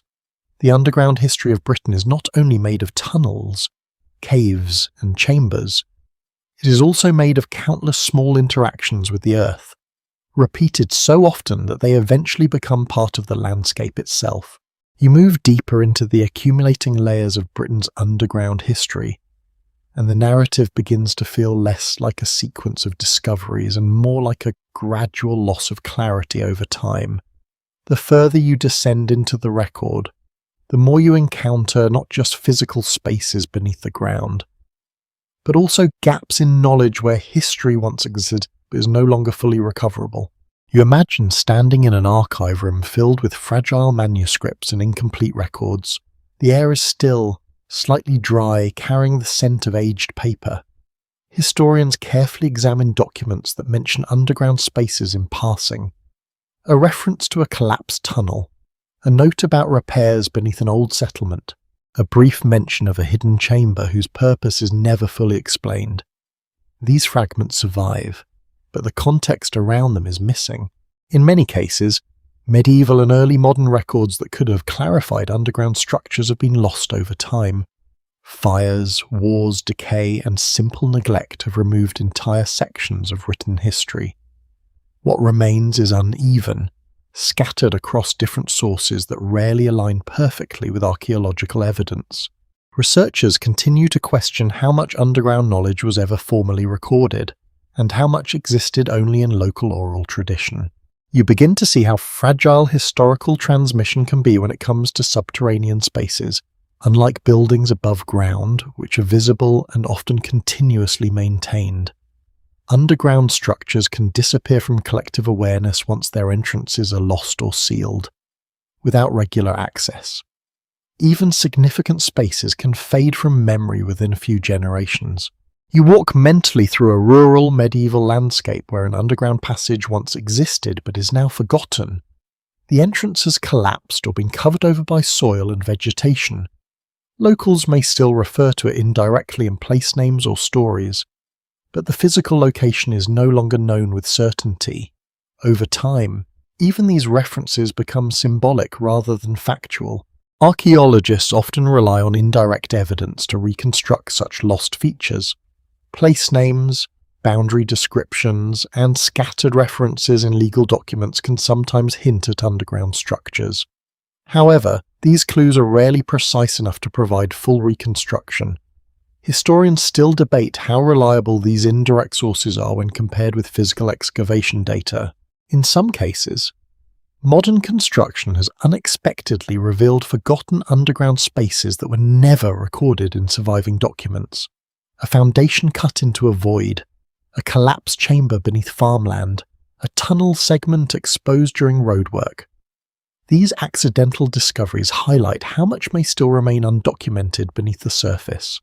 You begin to understand that absence of evidence is not the same as absence of structure. It often reflects the limitations of preservation rather than the reality of past activity.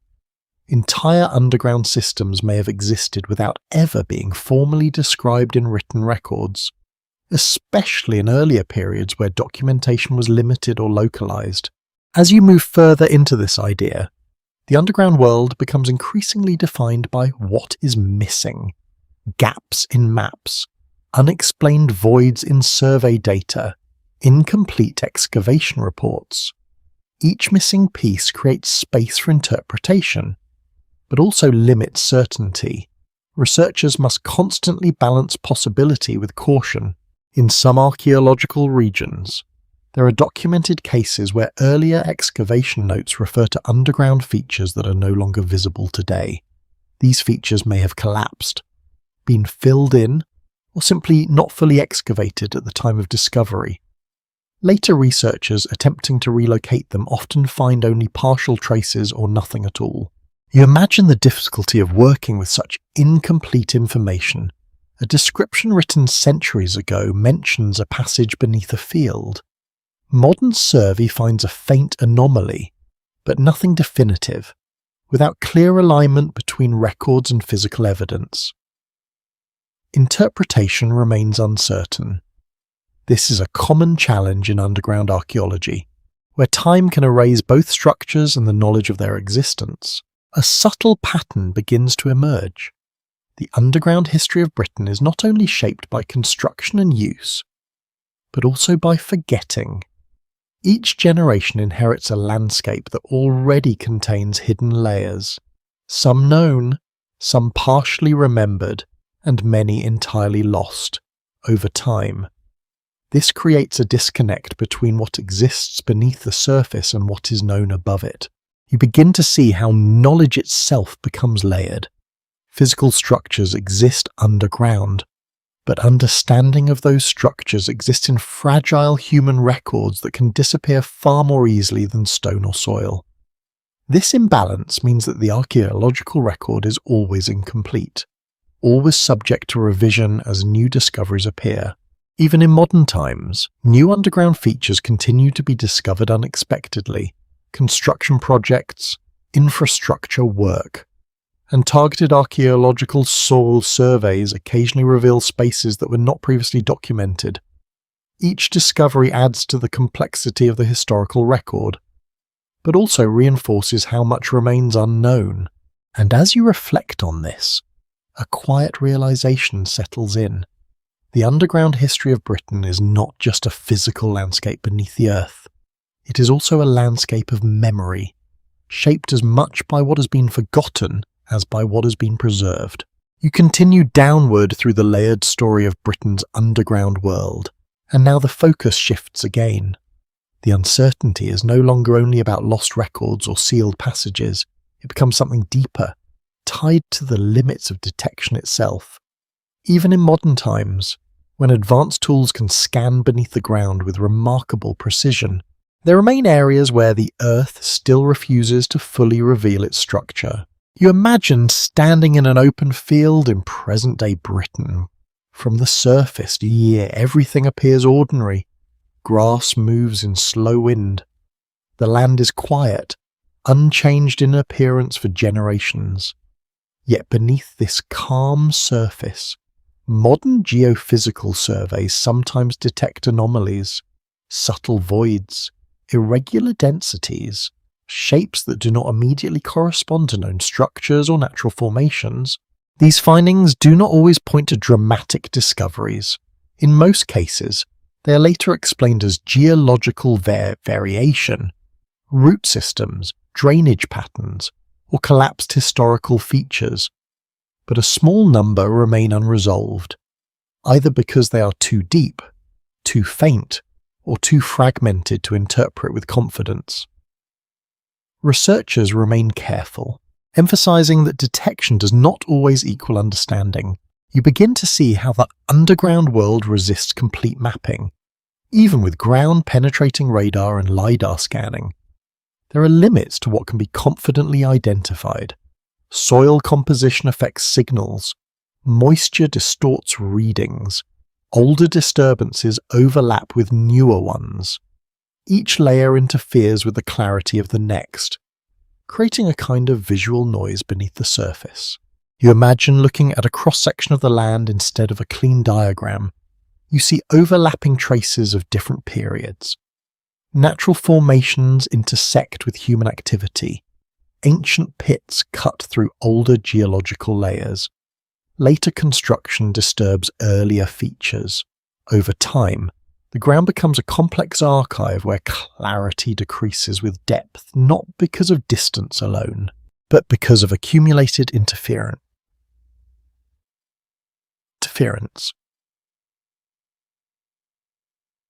In some regions of Britain, particularly those with long histories of settlement, repeated construction has created dense subsurface environments, roads built over earlier roads, buildings constructed over collapsed structures, agricultural activity disturbing older layers. Each generation modifies the ground without fully removing what came before. This creates a vertical complexity that is difficult to fully reconstruct. You walk mentally through one of these layered environments. A medieval village sits above Roman foundations. Those Roman foundations sit above earlier settlement traces.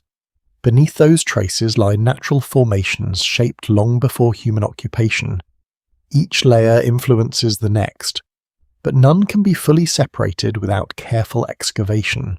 A recurring challenge in archaeology is that excavation itself is destructive. To understand a site fully, layers must be removed, which means they cannot be preserved in place. This creates a tension between knowledge and preservation. Researchers must decide how much to excavate, how much to leave untouched, and how much to interpret indirectly through non-invasive methods. You begin to understand how this limitation shapes the way underground Britain is studied. Many features are documented only partially. A tunnel entrance may be mapped but not fully entered. A void may be scanned but not excavated. A chamber may be identified but left untouched due to stability concerns. Each decision preserves the physical site but leaves interpretation incomplete. In some cases, anomalies detected beneath historical sites are intentionally left unexplored. This may be due to preservation policies, structural risk, or lack of clear evidence that excavation would yield meaningful results. As a result, parts of the underground landscape remain intentionally unknown, existing only as recorded signals rather than fully understood spaces. You imagine standing above one of these unresolved areas. Beneath you lies a shape that has been detected but not fully interpreted. It could be natural, it could be human-made, it could be a combination of both. The uncertainty remains suspended beneath the surface, unchanged by time but still inaccessible. Across Britain, the accumulation of such unresolved features creates a subtle pattern, not a hidden network, but a growing archive of incomplete understanding. Each survey adds more data, but also more complexity. The more deeply the ground is examined, the more layers of ambiguity emerge. You begin to see that the underground is not simply a physical space to be explored. It is also a limit of perception, a boundary where human tools, methods, and interpretations begin to lose precision. Beyond a certain depth or complexity, the Earth becomes less readable, not because nothing is there, but because everything overlaps. And as you reflect on this, the underground world of Britain feels less like a mystery waiting to be solved, and more like a system that continuously exceeds the boundaries of how it can be fully understood. You continue deeper into Britain's buried landscape, and the tone of the journey begins to shift again. The focus is no longer on what is physically beneath the ground, but on how knowledge about it is constructed, challenged, and reshaped over time at this stage. The underground world is not just an archaeological subject, it becomes a field of disagreement, interpretation, and evolving understanding. You imagine standing inside a modern research environment, where archaeologists, geologists, and historians examine the same underground evidence but arrive at different conclusions, on one screen. Geophysical scans show a long linear anomaly beneath a medieval settlement. One interpretation suggests a natural feature formed by ancient water flow. Another proposes a collapsed human-made passage. A third remains cautious, classifying it as indeterminate until excavation confirms more detail. In many regions of Britain, this kind of uncertainty is not unusual. Subsurface features rarely present themselves in a clear or complete form. Instead, they appear as partial signals, a change in soil density, a faint void, disrupted layer beneath known structures. Each of these must be interpreted through context, comparison, and experience. Yet even then, conclusions can remain tentative. You walk mentally through one of these debated sites, the surface shows nothing unusual. Fields, stone walls, and quiet rural paths continue uninterrupted. Beneath it, however, data suggests complexity. One team sees evidence of human excavation. Another attributes it to geological erosion. A third suggests a combination of both, shaped over centuries of natural change and intermittent human use. This is where interpretation becomes particularly sensitive. In archaeology, the same evidence can support multiple narratives depending on methodological approach. Stratigraphy, soil composition, and spatial distribution all play a role, but none of them provide absolute answers in isolation. Researchers often must build layered arguments rather than definitive conclusions. You begin to see how underground Britain becomes a kind of intellectual landscape as much as a physical one. Each discovery enters an ongoing conversation between different disciplines. Geologists focus on formation process. Historians look for contextual records. Archaeologists attempt to connect both through physical evidence. Yet even when all perspectives are combined, uncertainty often remains. In some cases, disagreements arise not from lack of data, but from different expectations about what the data should represent. One interpretation may prioritize natural explanation unless human involvement is clearly proven. Another may give greater weight to spatial patterns that suggest structured activity. These methodological differences shape how underground features are understood. You imagine a meeting where specialists examine the same underground chamber. Its shape is irregular but not random. Its depth suggests deliberate access. Yet no clear artifacts are present. One researcher leans toward natural collapse. Another sees potential human modification. A third suggests the feature may have changed over time, beginning as natural and later being altered by human activity. None of these interpretations fully exclude the others. Across Britain, this pattern repeats in different forms. Underground anomalies are documented, compared, reanalyzed, and sometimes reinterpreted years after their initial discovery. As new technologies emerge, older conclusions are revisited. What was once considered natural may later appear partially modified. What was once thought human-made may be reclassified as geological after further analysis. You begin to understand that this ongoing revision is not a flaw in the system, but part of how knowledge develops. Underground environments are especially resistant to simple classification because they are shaped by both long-term geological processes and intermittent human activity. These forces overlap in ways that are difficult to separate cleanly, even in well-studied regions. New interpretations continue to emerge. Re-examination of old excavation data sometimes reveals overlooked details. Subtle soil differences, unrecorded features, small anomalies that were previously dismissed but later reconsidered in light of new evidence. This continuous reinterpretation keeps the field active and evolving. You notice how this uncertainty affects the way underground Britain is described. It is rarely presented as a fixed structure. Instead, it is framed as a set of possibilities, a landscape of probabilities rather than certainties. This reflects the reality that much of what lies beneath the surface is only partially visible, even with modern methods. In some academic discussions, emphasis is placed on the importance of restraint. Not every underground feature needs a definitive explanation. Some may remain unresolved for long periods, awaiting better data or improved techniques. This acceptance of uncertainty is essential to maintaining scientific integrity in a field where evidence is often incomplete. You begin to see how disagreement itself becomes part of the story. The underground world is not only shaped by what is discovered, but also by how those discoveries are interpreted, challenged, and revised over time. Each layer of analysis adds depth, even when it does not add certainty. And as you reflect on this, the underground history of Britain feels less like a collection of hidden structures and more like an ongoing dialogue between evidence and interpretation, where the ground beneath the surface continues to generate questions rather than final answers. You continue deeper into the unfolding layers beneath Britain, and now the narrative begins to feel heavier, not because of new discoveries, but because of what appears to be missing.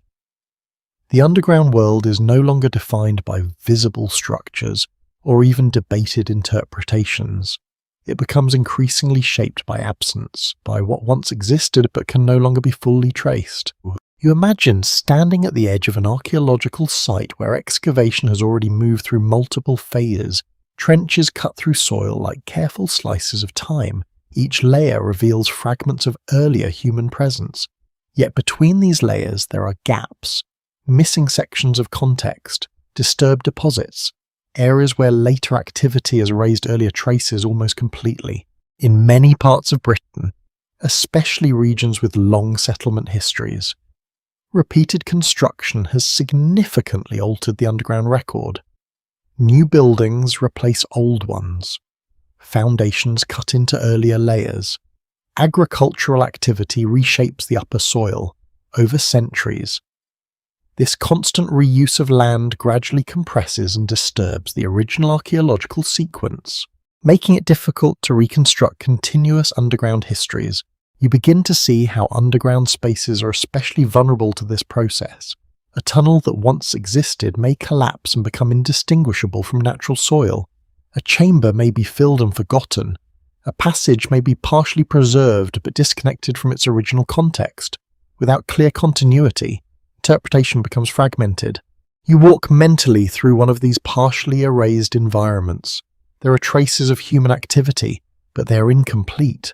A wall fragment here, a pit edge there, a faint outline of something that may have been a corridor, yet nothing connects cleanly. The structure feels like a memory that has been interrupted mid-reconstruction. Archaeologists often refer to this as taphonomic distortion, where natural and human processes combine to alter the original state of a site. Soil movement, root growth, water erosion, and later construction all contribute to this gradual erasure. Over time, even well-defined structures can become unrecognizable unless carefully excavated. A recurring issue in underground archaeology is that preservation is uneven.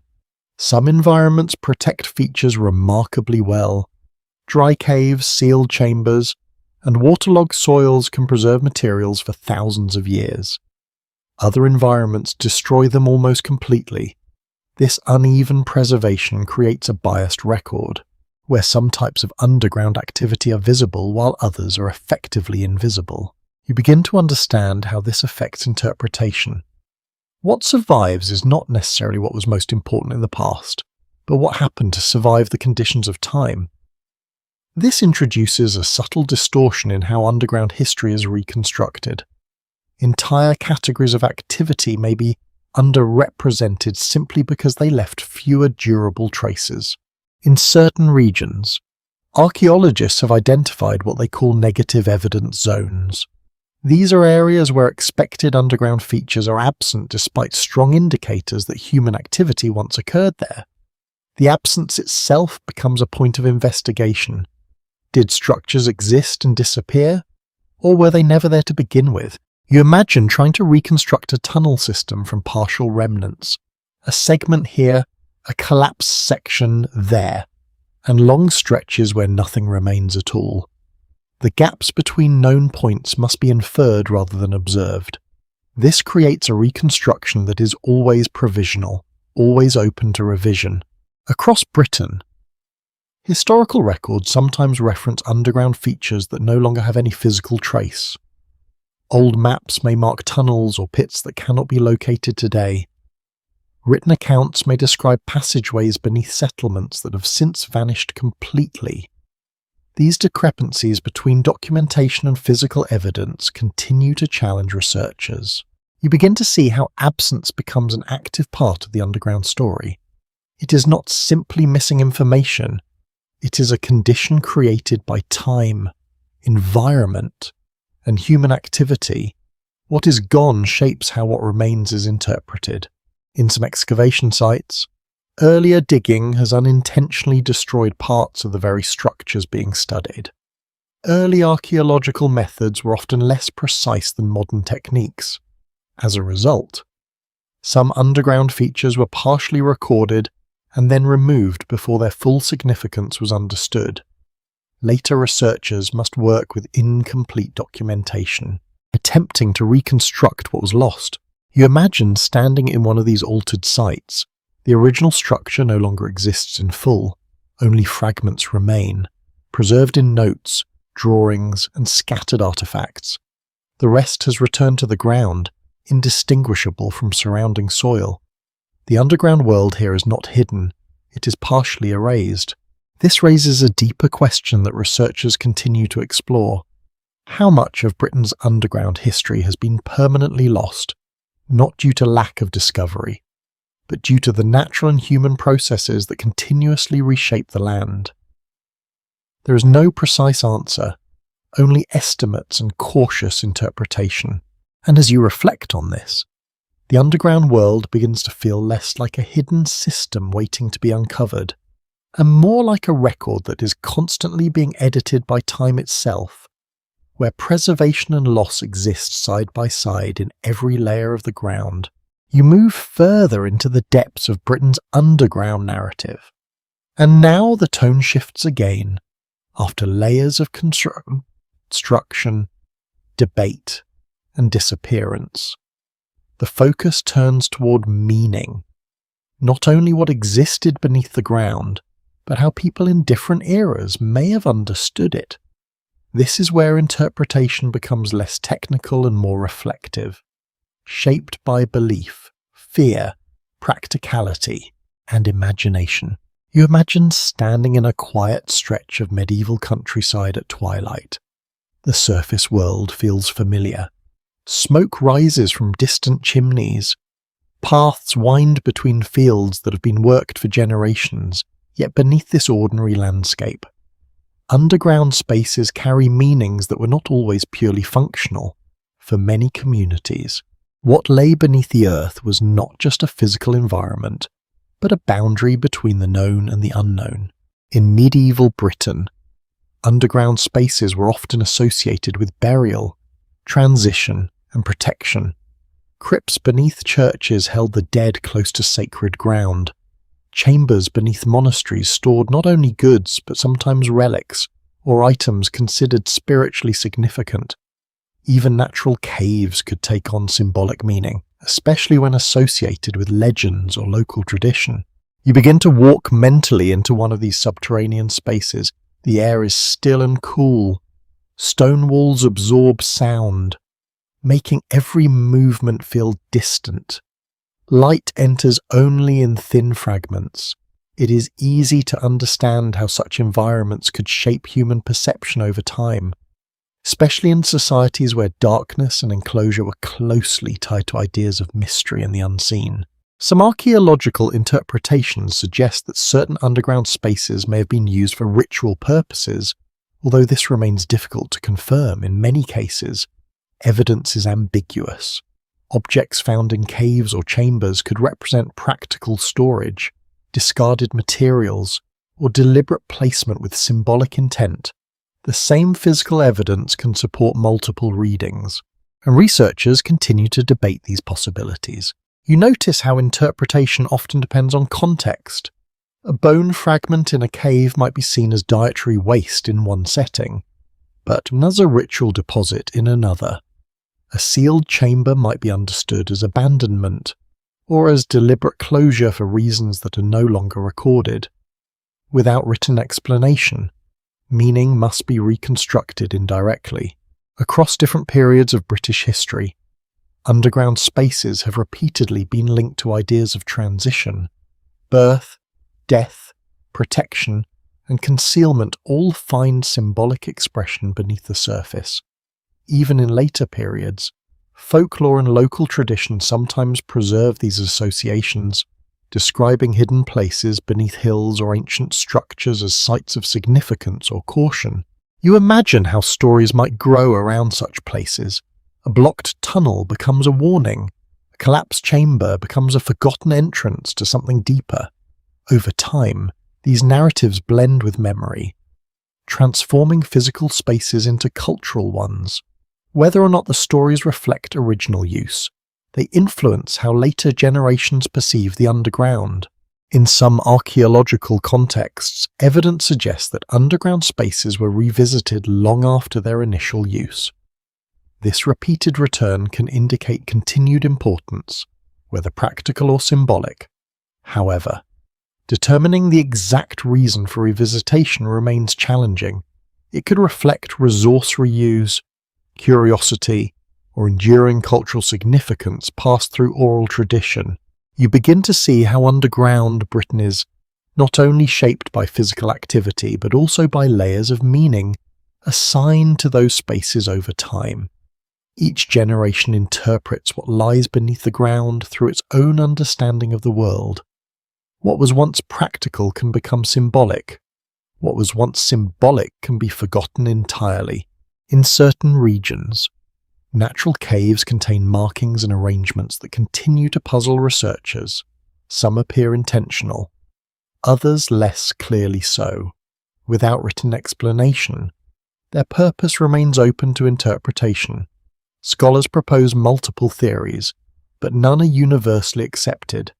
This ambiguity is part of what makes underground archaeology both challenging and compelling. You continue through this mental landscape, noticing how underground environments naturally encourage reflection and imagination. The absence of light, the enclosed space, and the separation from the surface world all contribute to a heightened sense of awareness. It is not difficult to see how these qualities may have influenced human perception across different historical periods. A recurring theme emerges. Underground spaces are rarely neutral.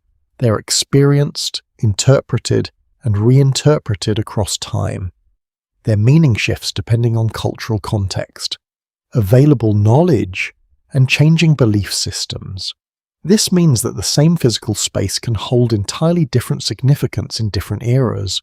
You begin to understand that part of the mystery surrounding Britain's underground world is not only what exists beneath the surface, but how human meaning has continually been layered onto it. Each interpretation adds depth, even when it does not provide certainty.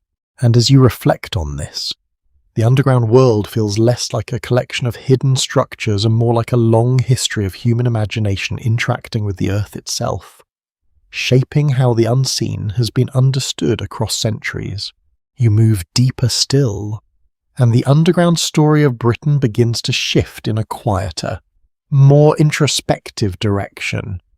The focus is no longer only on structures, interpretations, or even meaning. Instead, it becomes about memory itself, and how entire layers of human presence can slowly dissolve into the ground until only traces remain. At this depth of the narrative, the underground is less a place and more a record of forgetting. You imagine standing alone in a wide-open landscape in Britain, where the surface appears calm and unchanged. Fields stretch outward, broken only by hedgerows and distant trees. Nothing suggests the weight of history beneath your feet.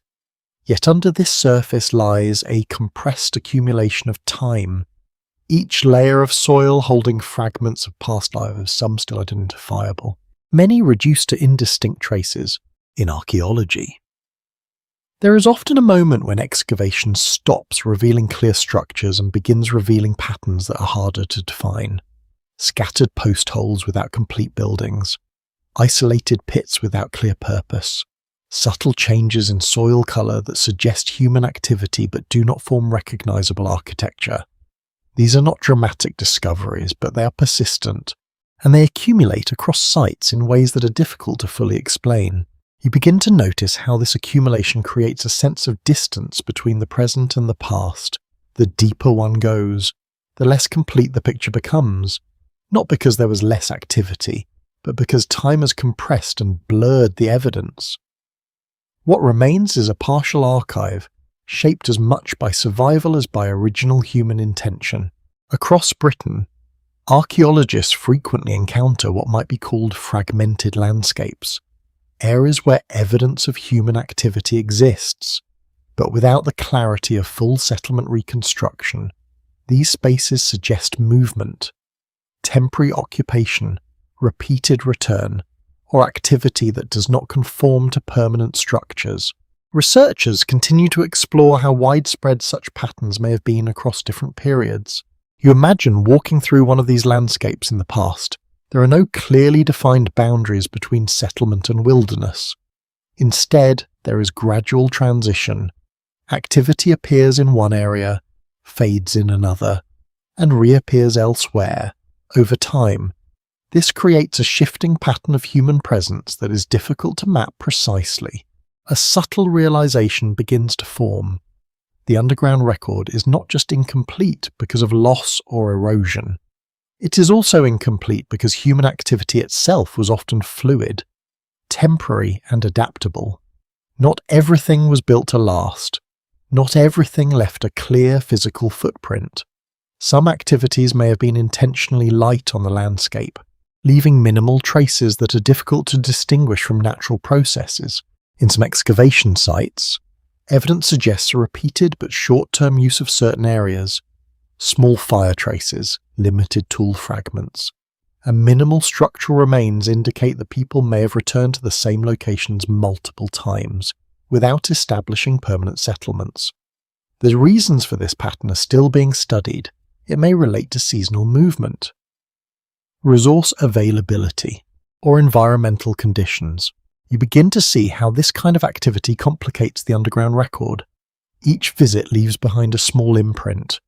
Over time, these imprints overlap, creating a layered but incomplete picture of human presence. Unlike permanent structures, these traces do not form clear outlines.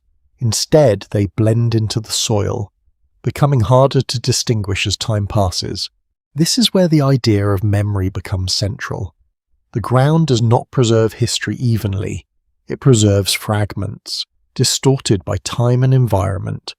Some moments survive in detail, others disappear almost completely. The result is not a continuous narrative, but a series of partial records that must be carefully interpreted. You imagine an archaeologist carefully brushing away soil, revealing a small cluster of artifacts. Each object is meaningful in isolation, but together they do not form a complete story. There is no clear beginning or end, only evidence that something once happened here. The rest must be inferred, and even then, only tentatively. Across Britain, similar patterns appear in many regions, areas of dense activity followed by long periods of apparent absence, then renewed activity in later periods. This uneven distribution raises questions about how people used and moved across the landscape over long periods of time. It also highlights how easily earlier activity can be obscured by later natural and human processes. You begin to understand that what is missing from the underground record is not simply lost information. It is part of the structure of how history is formed. Presence and absence exist together, shaping how the past is reconstructed. In this way, The underground world becomes a reflection of time itself, not a stable archive, but a shifting accumulation of traces that are constantly being altered, buried, revealed, and reinterpreted. What remains visible today is only a small portion of what once existed, filtered through thousands of years of change. And as you hold this thought, the underground history of Britain begins to feel less like a hidden world waiting to be uncovered, and more like a fading memory of human presence, preserved only in fragments beneath the surface of time. You move into the final layer of this descent, where the underground story of Britain stops feeling like a sequence of discoveries and becomes something more reflective. At this point, it is not about tunnels, chambers, or even fragments of human activity. It is about perspective itself, and what it means to look beneath the surface of a landscape that has been lived in for thousands of years. You imagine standing at dawn in the British countryside. The air is still, cool, and slightly damp. Mist rests low over the fields, softening the edges of hedgerows and ancient stone walls. Nothing here announces history in a direct way, yet beneath this quiet surface lies an accumulation of everything you have followed through this journey. Roman engineering, medieval foundations, prehistoric activity, natural caves, sealed passages, and layers of forgotten use all resting together in the same ground. What becomes clear is that there is no single underground Britain. There are many overlapping versions of it, each belonging to a different time period, each shaped by different needs, and each partially erased by everything that came after. Some layers are still visible through excavation, others are only suggested through anomalies in soil or fragments of record. Many may never be fully recovered at all. You begin to understand how fragile the boundary is between what is known and what is unknown. A small change in interpretation can reshape how an entire site is understood. A newly discovered fragment can shift the timeline of occupation. A sealed chamber can challenge assumptions about how land was used. Yet even with these discoveries, the overall picture remains incomplete, always expanding but never fully resolving. Across Britain, modern archaeology continues to refine this understanding. New technologies allow researchers to see beneath the surface in ways that were impossible before. Yet even with advanced imaging, excavation, and analysis, the underground world does not become fully transparent. It becomes clearer in places, but still fragmented in others. Each layer revealed seems to suggest another layer beneath it. You imagine the experience of moving slowly through time rather than space. Each step downward is not just a descent into Earth, but into earlier versions of the same landscape. A modern road becomes a medieval trackway. That trackway becomes a Roman route beneath that. Traces of earlier human movement begin to fade into uncertain patterns that may never be fully defined. There is something quietly humbling in this realization. The ground beneath Britain is not hiding a single truth. It is holding many incomplete truths at once. Each generation has interacted with it in different ways, leaving behind evidence that is uneven, partial, and shaped by both intention and chance. You begin to see how easily the idea of certainty dissolves in this context. Even well-studied sites continue to produce new questions when re-examined. Even carefully documented excavations leave room for reinterpretation. The underground is not static, it is a continuously revised record, shaped by both natural processes and human investigation. In the end, what remains most striking is not the presence of hidden tunnels or lost chambers, but the sheer depth of time contained beneath ordinary ground. Fields that appear simple and unchanged are, in reality, layered with thousands of years of human and natural activity, each layer thin on its own, but together forming a vast and complex archive. You slowly begin to let go of the idea that this underground world can ever be fully mapped or completely understood. Instead, it becomes something softer in meaning, a reminder that history is not only what survives in clear form, but also what remains partially hidden, partially erased, and partially remembered. And as this final thought settles, the landscape above ground feels no less mysterious than what lies beneath it. The surface and the underground are not separate worlds. They are part of the same continuous story, unfolding slowly across time, layer upon layer, still incomplete, sweet dreams.